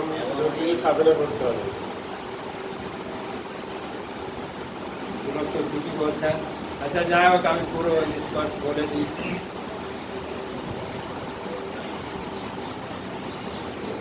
যারা ওয়েস্টার্ন কান্ট্রির লোক, ইউরোপিয়ান কান্ট্রির বা এই এশিয়ান কান্ট্রি থেকে বাইরের লোক, ওদের জন্য পরম পুরুষ তো আছে, কিন্তু ওনাদের জন্য পরম পুরুষ অনেক দূরে থাকে। এত দূরে থাকে কি মাপা যায় নাই, দূরীকে মাপা যায়নি। পরম পুরুষকে মানেন, গডকে মানে, কিন্তু ওনার জন্য গড অনেক দূরে থাকে। এত দূর থাকে যে ওখানে পৌঁছানো যাবে না, ওই দূরি মাপা যাবে না। কিন্তু ভারতবর্ষ বললে বাংলাদেশও চলে আসছে। ভারত আর বাংলাদেশ একই ছিল, হয়েছে। তো ভারতবর্ষের লোকের জন্য পরম পুরুষ প্রতিবেশী, সেজন্য তো লোকাল কলে কথা হয়ে যাচ্ছে। মানে এমন যে কোনো লোক হোক না কেন, সবাই পরম পুরুষকে মানে। তো অন্য ধর্মে পুজো করে সে আলাদা জিনিস, কিন্তু যারা চোর, যারা ডকায়, যারা পকেট মার, তারাও মানে। যখন ডকাইত চলে তো ডকাইতি করতে, তো বলে, এই বজরঙ্গবলী, আমি যা কাজ করতে যা, এই কালী মা কালী, হ্যাঁ আমি যা কাজ করতে যাচ্ছি তুমি সফলতা দিবে, তোমাকে একটু প্রসাদ দেব, হ্যাঁ বা দুটো খসি দিয়ে দেব। বলে তো যারা চোর, যারা ডকাই, যারা পকেট মার, ওরাও কোনো ভাবে মানে। যারা ভালো সাধা করাতো ওদের জন্য আলাদাই কথা। তো পরম পুরুষ যেন আমাদের প্রতিবেশী নেবরার কাছেই থাকে, আশেপাশে থাকে। তারপরে আসছে আনন্দ মার্গী। আনন্দ মার্গীর জন্য পরম পুরুষ কোথায় থাকে? পকেটে। এই হৃদয়ের গুহাতে থাকে, মনের মন মঞ্জুষায় থাকে। মনের মন মঞ্জুষায় থাকেন বা হৃদয়ের গুহাতে থাকেন। হৃদয়ে বসে আছেন উনি, বা সহস্র গুরু চক্রে গুরু বসে আছেন, সহস্রার চক্রে নির্গুণ ব্রহ্ম বসে আছেন। তো যখন আমাদের শরীরের ভিতরে উনি আছেন, তখন কি বলতে গেলে টেলিফোন লাগবে বা পয়সা লাগবে, টাকা লাগবে? কিছুই লাগবে না, এমনি কথা হয়ে যাবে। ভক্ত সাধক যদি পরম পুরুষকে ডাক দেয় শুদ্ধ হৃদয় দ্বারা, পবিত্র মন দ্বারা, তো ওই ডাকের পরম পুরুষ সারা দেন কি দেন না? অবশ্যই দেয়। অবশ্যই দেন। বাবা বলেছেন, তুমি যদি এমন পরিস্থিতিতে পড়ে গেছো, কি বুঝতে পারছো না কি করা যাবে, কি করব না, এমন একটা পরিস্থিতি, অনেক সমস্যা দ্বারা তুমি ধীরে পড়লে, চারদিকে সমস্যা আছে, যা যাচ্ছে আমি কি করবো, কিভাবে সমস্যাগুলোকে সমাধান করবো, তখন তুমি কি করবে? তুমি একটা ভালো প্রভাত সঙ্গীত গাইবে, ভাববে পরম পুরুষ আমাদের সামনে বসে আছেন বা দাঁড়িয়ে আছেন, ওনাকে আমি এই প্রভাত সঙ্গীত শোনাচ্ছি, বা ওই ভক্তি ভাব দ্বারা কীর্তন করছি। একটু ভালো করে ভক্তি ভাব দ্বারা, শ্রদ্ধা দ্বারা যদি তুমি প্রভাত সঙ্গীত গাও বা কীর্তন করো, তো দেখবে, তুমি বুঝতে পারবে কি ওই সমস্যার সমাধান কোনোভাবে এসে যাচ্ছে। কেউ এসে কিছু বলে দিচ্ছে, বা কেউ বলে দিচ্ছে যে ওই সমস্যা ছিল ওর সমাধান এমনি নিজেই হয়ে গেছে, বা কোনো আইডিয়া ফ্ল্যাশ হচ্ছে মনের ভিতরে, ওই আইডিয়ার ব্যবহার করে আপনি সমস্যার সমাধান করতে পারবে। তো বলছেন বাবা, তুমি ভাববে কি আমার সঙ্গে আমার কাছে বড় পুরুষ বসে আছেন, উনি আমার কথা শুনছেন, আমার কথা, আমার ডাকে সাড়া দিচ্ছেন, উনি আমি যে চাচ্ছি উনি দিয়ে যাচ্ছেন।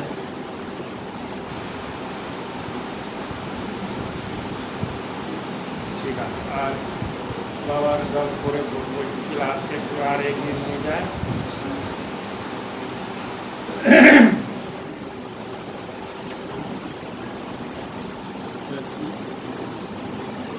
তো কোথায় চলছিল ক্লাসে?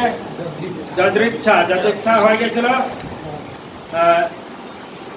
আজ একটা জিনিস জানেন, হঠাৎ শব্দ থেকে এসেছে। হঠাৎ শব্দ, হঠাৎ লিখুন তো, কেউ হঠাৎ শব্দ লিখুন তো।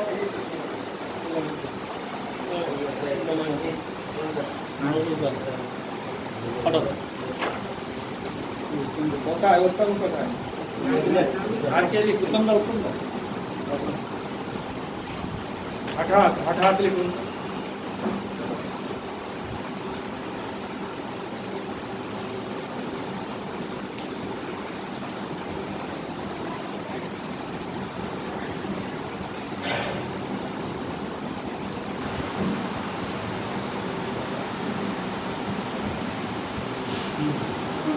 হঠাৎ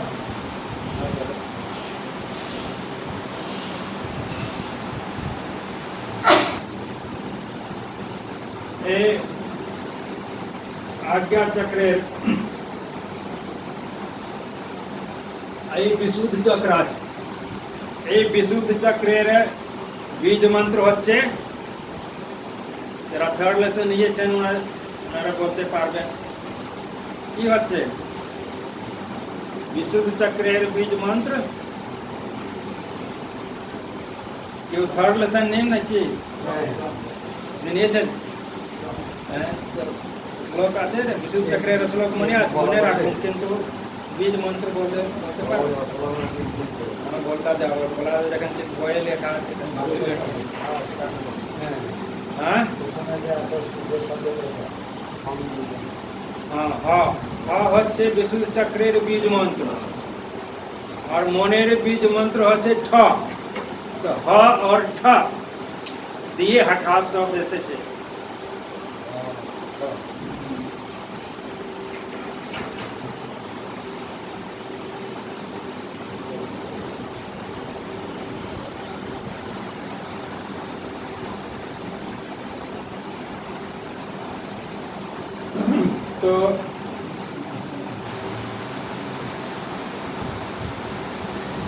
তো মনের যে অংশ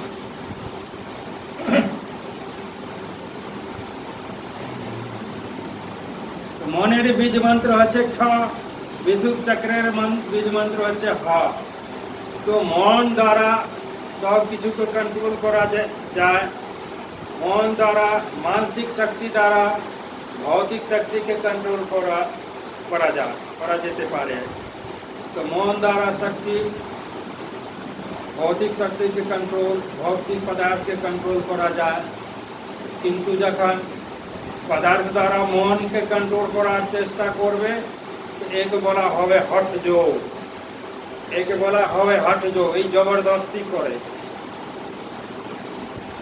এই পদার্থ দ্বারা মনকে কন্ট্রোল করা যাবে না কিন্তু যদি আমরা চেষ্টা করি হ দ্বারা ঠকে কন্ট্রোল করার এক বলা হবে হট যোগ এক হচ্ছে যোগী আমরা আমাদের যোগী আর একজন হচ্ছে হট যোগী যে জবরদস্তি মনকে কন্ট্রোল করতে যায় মনকে এই ভৌতিক শক্তি দ্বারা কন্ট্রোল করতে চায়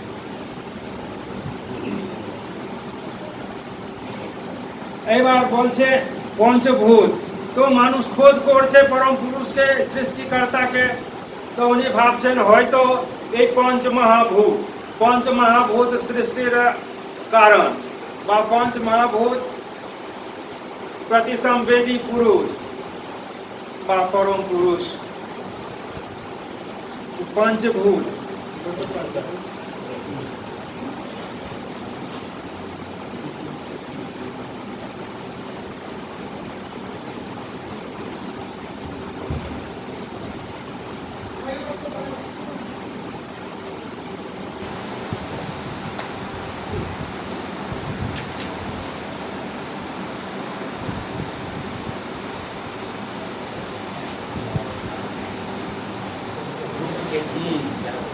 तो पंचभूत की क्या बोलते पावे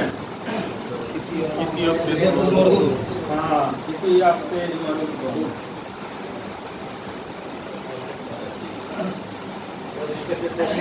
लिखाड़ दरकार है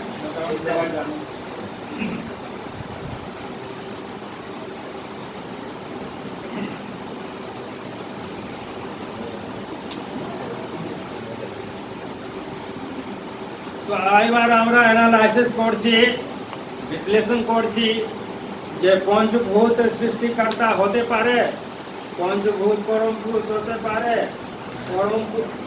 পঞ্চভূত প্রতিসংবেদী পুরুষ হতে পারে তো পঞ্চভূত স্থিতি অফ তেজ মরুদ ব্রহ্ম এই সবকে বলা হয় पंचभूत के বলা হয় ভৌতিক পদার্থ ভৌতিক বৈজ্ঞানিক নিয়ে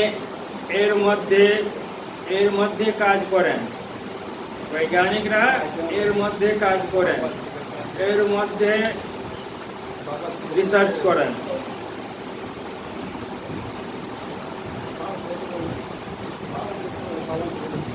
এই ভৌতিক পদার্থকে কে কন্ট্রোল করে মানুষ কন্ট্রোল করে তো জল যদি ওই দিক থেকে এই দিক চলে যাচ্ছে মানুষ যদি চায় তো জলকে ওই দিকে বইতে বাধ্য করে দেবে করতে পারে তো একটা বড় পাহাড় আছে ডায়নামাইট পিট করে পাহাড়কে উড়িয়ে দিতে পারে। হ্যাঁ, ছোট ছোট টুকরোতে বিভক্ত করে ওকে জীবনে উপয়োগ করতে পারে। তো করছে তো। এই ভৌতিক পদার্থকে কে কন্ট্রোল করে? মানুষের মন কন্ট্রোল করতে পারে, কন্ট্রোল করছে, নিয়ন্ত্রণ করছে। তার মানে তো এই পঞ্চভূতের নিয়ন্ত্রণ কর্তা আছে, পঞ্চভূতের তো নিয়ন্ত্রণ কর্তা আছে। তার মানে কি পঞ্চমহাভূত সৃষ্টির কারণ হবে? প্রতি সংবেদী পুরুষ হবে? হবে না।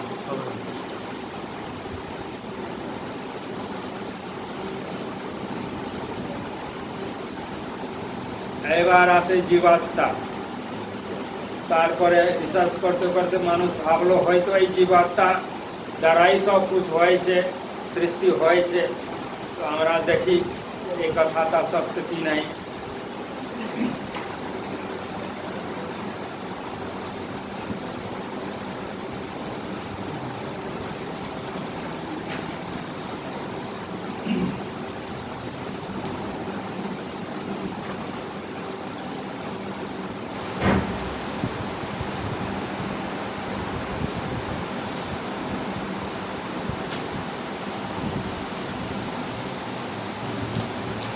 তো জীবাত্মা মনের সঙ্গে থাকে, জীবাত্মা মনের সঙ্গে থাকে। যতগুলো মন ইন্দ্রিয় দ্বারা যতগুলো কাজ করে ওর প্রতি ছায়া বা প্রভাব জীবাত্মার উপরও পড়ে যায়। তো জীবাত্মা হচ্ছে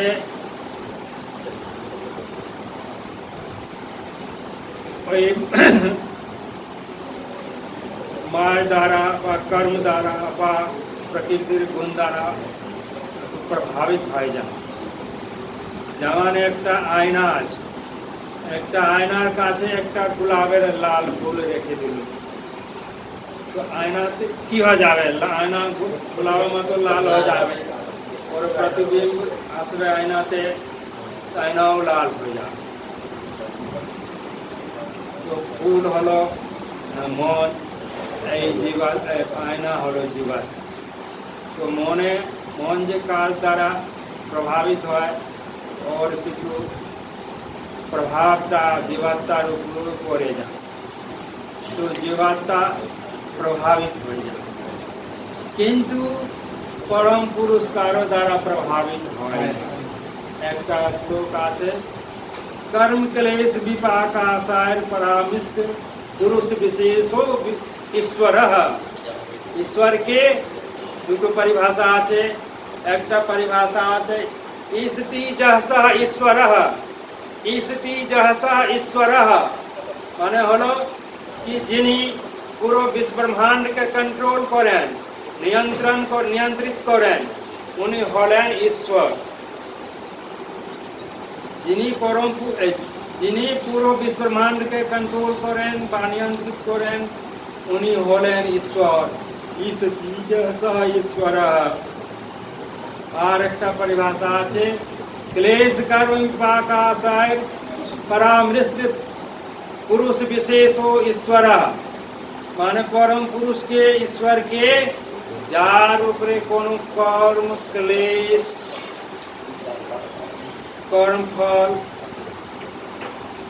কর্মফলের কোনো প্রভাব পড়ে না, যার কোনো আশ্রয় নয়, তিনি হবেন পরম। কিন্তু এখানে দেখা যাচ্ছে জীবাত্মার পরে মনের দ্বারা যে কাজ হয় ওর কিছু কিছু প্রভাব পড়ে যায়। এইভাবে বোঝা যাচ্ছে যে জীবাত্মা দ্বারা সৃষ্টি তৈরি হয়নি, পারে না, বা জীবাত্মা পরম পুরুষ নেই। যদিও ইনি পরমাত্মার একটা অংশ কিন্তু ক্ষুদ্র। কি বলে একটা প্রভাত সঙ্গীতে আছে, আমি বিন্দু তুমি সিন্ধু, আছে তো?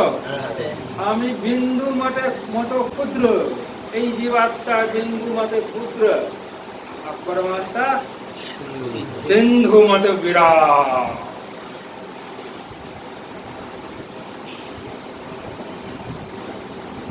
তো এই জীবাত্মা মনের কাজের দ্বারা প্রভাবিত হয়ে যায়, সেই জন্য জীবাত্মা পরম পুরুষ হতে পারে না, পরমাত্মা হতে পারে না, বা সৃষ্টিকর্তা হতে পারে না, অতিসংবেদী পুরুষ হতে পারে না।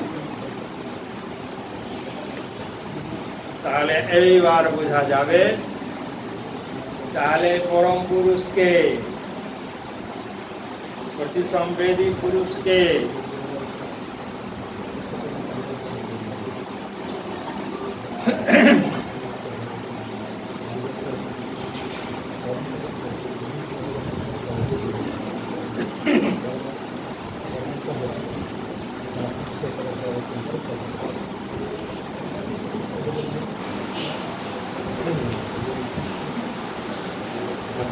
এই পরম পুরুষ বা ব্রহ্ম একটা সূক্ষ্মতম সত্তা, ব্রহ্ম সূক্ষ্মতম সত্তা।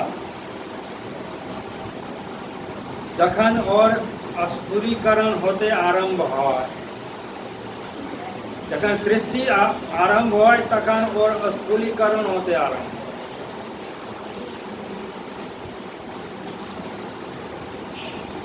সটল থেকে ক্রুড, সটল থেকে ক্রুড হতে আরম্ভ হয়, সূক্ষ্ম থেকে স্থূল হতে আরম্ভ হয়। পরম পুরুষ একটি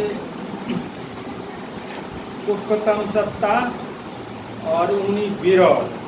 এই যে কনসাসনেস আছে বিরল, যখন ওর উপরে প্রকৃতি পরম পুরুষের ইচ্ছায়, পরম পুরুষ চাইলে যখন প্রকৃতি ওর নিজের তিনটা গুণ দ্বারা পরম পুরুষকে প্রভাবিত করে তখন সৃষ্টির উৎপত্তি হয়। और सृष्टि में उत्पत्ति है तो सबसे आगे घूमा मन तैरी है, कॉस्मिक माइंड तैरी है। कॉस्मिक माइंडेर उपरे प्रकृतिर प्रभाव, तीन गुणेर प्रभाव पड़ले इथेरियल फैक्टर, आकाश तत्व, गम फैक्टर, गम तत्वेर उत्पत्ति है। और गम तत्वेर उपरे प्रकृतिर तीन गुणेर प्रभाव पड़ले वायु तत्व, और वायु तत्वेर उपरे प्रभाव पड़ले अग्नि तत्व, अग्नि तत्वेर ऊपर प्रभाव पड़ले जल तत्व, और जल तत्व থেকে পৃথিবী তত্ত্ব। तो কি হতে যায় পরম পুরুষ বিরল। और যখন প্রকৃতির প্রভাব পড়ে সৃষ্টি আরম্ভ হয় তখন উনি সঘন হতে। সলিড ফ্যাক্টর হয়ে গেলে একবার সঘন, আর এর মধ্যে কোনো জায়গা নেই, হ্যাঁ, কোনো অ্যাটমিক স্পেস নেই। তবুও যদি প্রকৃতির প্রভাব উপর থেকে পড়তে থাকে তো কি হবে, এর ভিতরের শক্তি ও প্রকৃতির শক্তির মধ্যে সংঘর্ষ হবে। সংঘর্ষের ফলে কি হবে, জড়স্ফোট হবে, বিস্ফোট হবে। এই স্থিতি তত্ত্বের কিছু ভাগ এমন ভাবে চূর্ণীভূত হবে, এমন ভাবে পাউডার ডাউন হবে কি কসমিক মাইন্ড মতো সূক্ষ্ম সত্তার উৎপত্তি হবে, মানে অনুমনের উৎপত্তি হবে।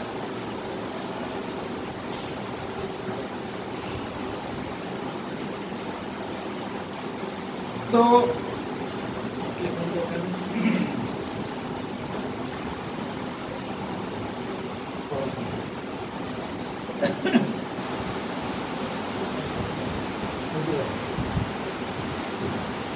खर, अक्षर और निरक्षर, खर अक्षर निरक्षर।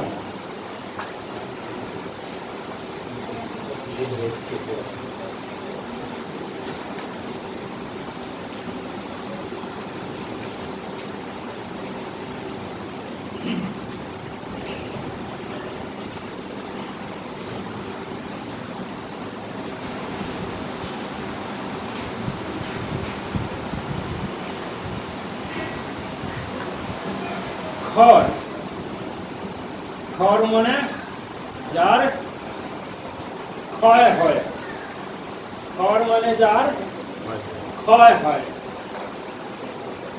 এই বিশ্বব্রহ্মাণ্ডে এই পৃথিবীতে যত জিনিসপত্র আমরা দেখছি সব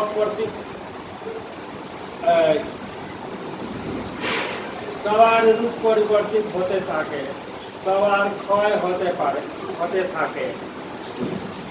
কিন্তু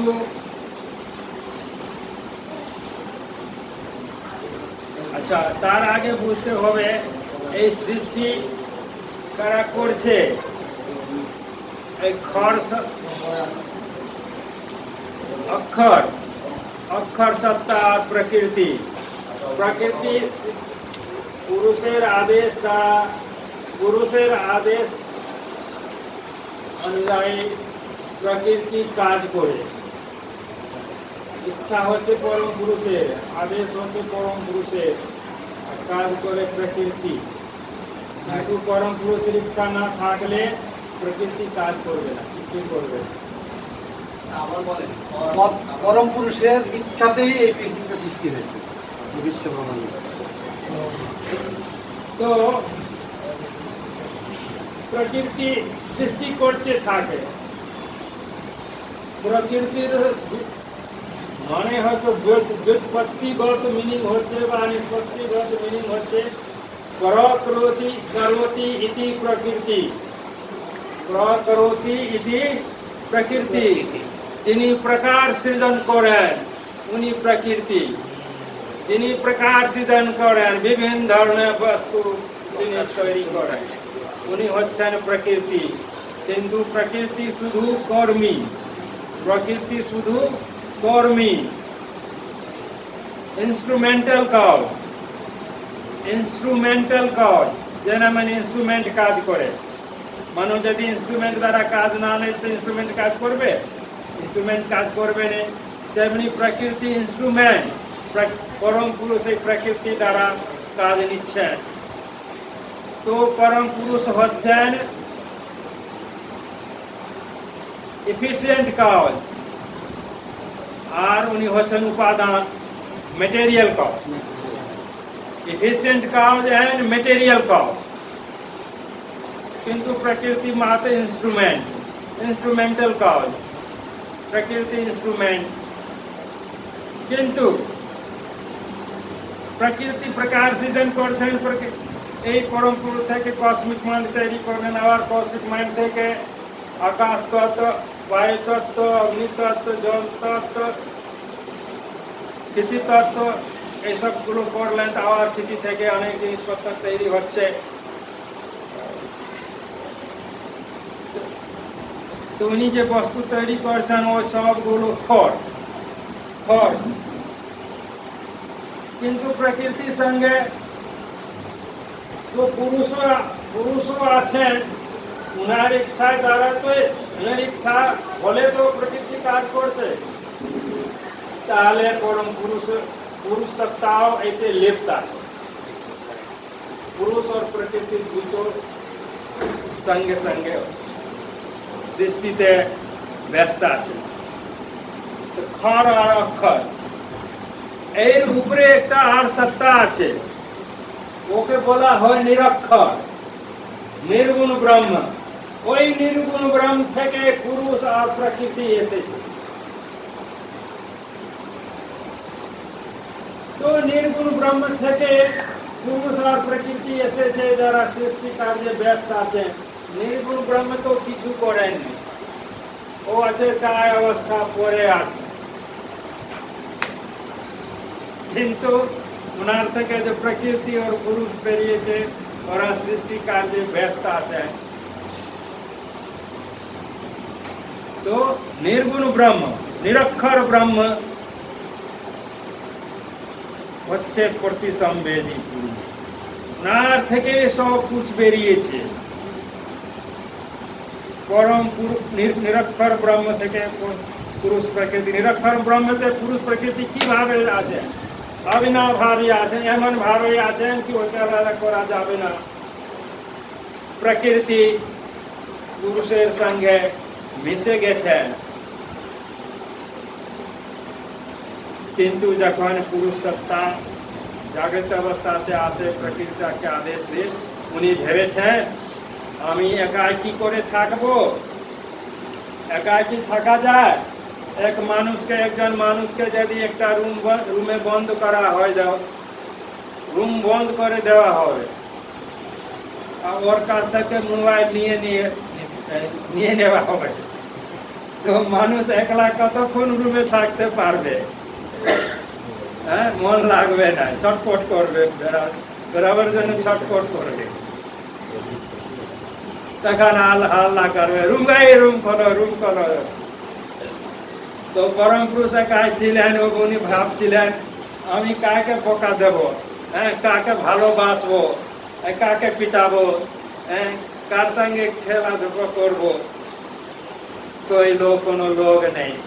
তো উনি ভাব নিলেন एको हम बहु श्यामा, আমি একজন আছি, আমি বহু হতে চাই। এই নিয়ে ভাবলেন, ওটা হতে আরম্ভ হলো।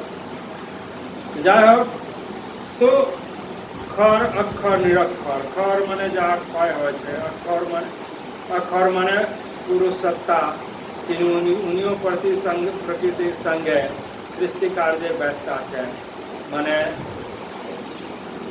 তো উনিও এক হিসাবে প্রতিসংবেদী পুরুষ নেই। এই পুরুষ আর প্রকৃতি এসেছে নির্গুণ ব্রহ্ম থেকে, তো নির্গুণ ব্রহ্ম হচ্ছেন আসল প্রতিসংবেদী পুরুষ, না থেকে পুরুষ সৃষ্টি বেরিয়েছে, উনি হচ্ছেন প্রতিসংবেদী পুরুষ, পরম পুরুষ বা সৃষ্টিকর্তা। এ হলো আমার কাপি। তো উনি হলেন আমাদের লক্ষ্য, ওনাকে পেতে হবে, না পেলে চলবে না। একজন মানুষ বলে তো পরম পুরুষ কোথায়, আমি পরম পুরুষকে মানি না, পরম পুরুষ নয়, পরম পুরুষ হলে দেখা কেন যাচ্ছে না, আমরা তো মানি। কিন্তু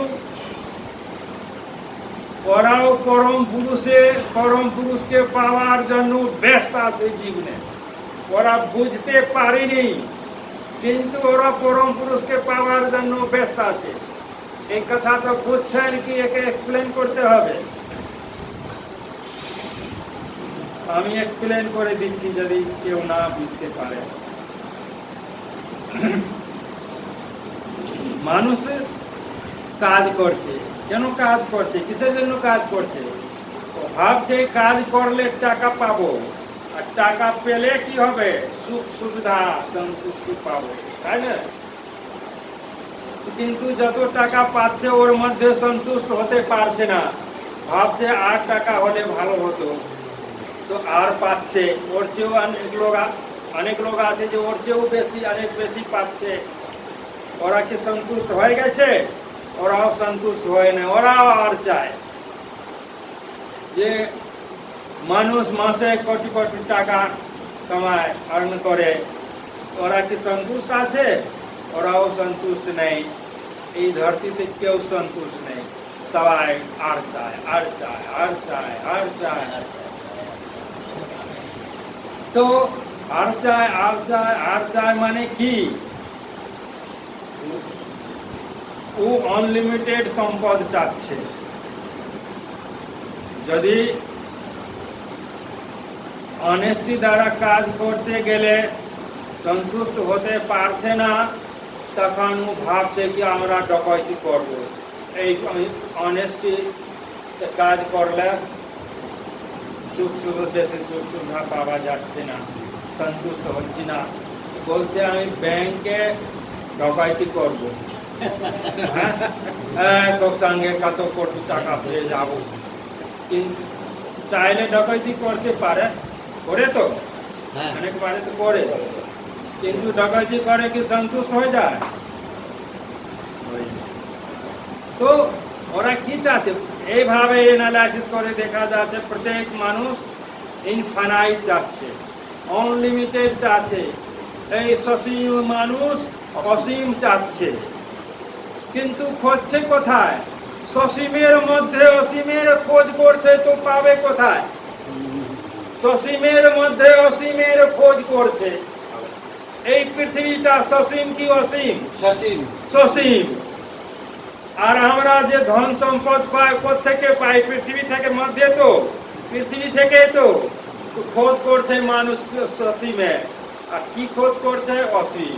এ কখনো সম্ভব হতে পারবে না। যিনি অসীম ওনাকে খোঁজ করতে গেলে অসীম সুখ পেতে পারবে, আনন্দ পেতে পারবে, সন্তুষ্ট হতে পারবে, ওর সব ইচ্ছার পূরণ হতে পারবে। তো অসীম কে? মাত্র একজন পরম পুরুষ, আর কেউ নয়। কটা পরম পুরুষ আছে? মাত্র একজন। কেননা সায়েন্স বলে যে প্রত্যেক বস্তুর একটা কন্ট্রোলিং পয়েন্ট হয়, প্রত্যেক সত্তার একটা কন্ট্রোলিং পয়েন্ট হয়। কি বলে? দুটো তিনটা হতে পারে, কন্ট্রোলিং পয়েন্ট দুটো তিনটা হবে না। তো এই সৃষ্টির কন্ট্রোলিং পয়েন্ট তো একটাই হবে। সেই জন্য ইতি যহসা ঈশ্বরা, যিনি পুরো বিশ্ব ব্রহ্মাণ্ডকে কন্ট্রোল করতেন, তিনি হলেন পরম পুরুষ। অনেক পরম পুরুষ একটা, উনি সবার মা বাবা, সৃষ্টিকর্তা। তো ওই মানুষকে যারা চুরি করছে, যারা ডকাইতি করছে, ওরাও ভগবানকে খুঁজছে, কিন্তু ওরা খুঁজছে সসীমের মধ্যে খুঁজছে। আমাদের মানুষের ডিউটি হচ্ছে ওকে বুঝিয়ে দেওয়া, তুমি যে আনন্দ সুখ চাচ্ছ, যে রাস্তায় তুমি খুঁজতে যাচ্ছ বা খুঁজছো যেখানে, সেখানে পাবে না কোনোদিন। যদি তুমি আনন্দ সুখ পেতে চাও, এই রাস্তায় চলতে হবে। এর আনন্দ মার্গ। এই আনন্দ মার্গ কি রাস্তা? আনন্দের এই রাস্তাতে গেলে আনন্দকে পেতে পারবো। আনন্দ মার্গ মানে এমন রাস্তা, এমন রোড কি এর উপরে চললে আনন্দ পেতে পারবে। যেখানে আনন্দ ঘন সত্তা থাকে সেখানে আনন্দ মার্গে নিয়ে যায়। এই আনন্দ মার্গ রোডটা কোথায় চলে যাচ্ছে? আনন্দ মার্গ পথটা কোথায় চলে যাচ্ছে? আনন্দম কাছ থেকে আনন্দম কাছে চলে যাচ্ছে, পরম পুরুষ থেকে পরম পুরুষ কাছে চলে যাচ্ছে। পরম পুরুষকে কি বলা হয়?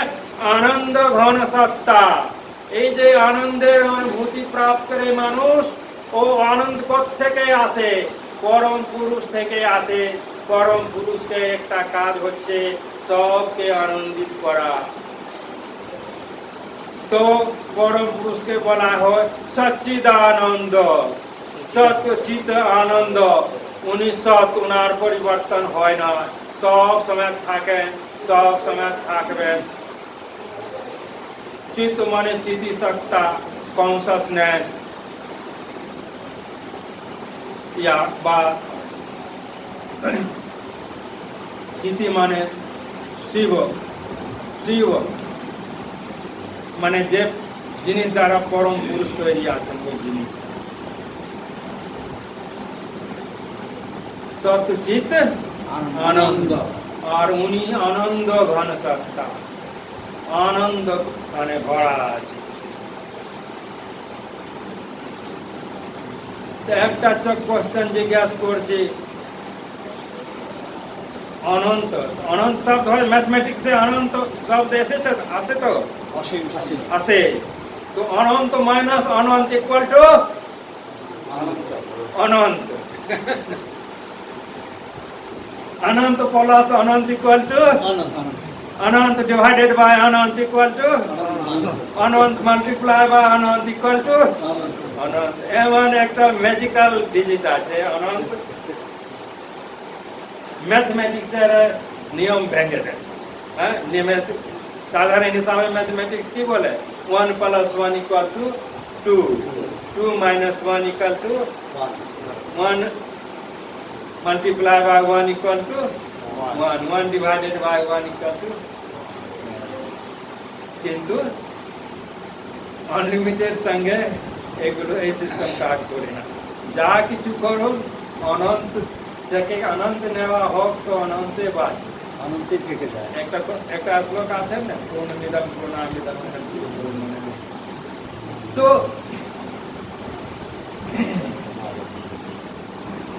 তো परम पुरुष गुरु सत्ता হচ্ছেন মেটেরিয়াল কাজ আর এফিসিয়েন্ট কাজ, প্রকৃতি মাত্র হচ্ছেন ইনস্ট্রুমেন্টাল কাজ।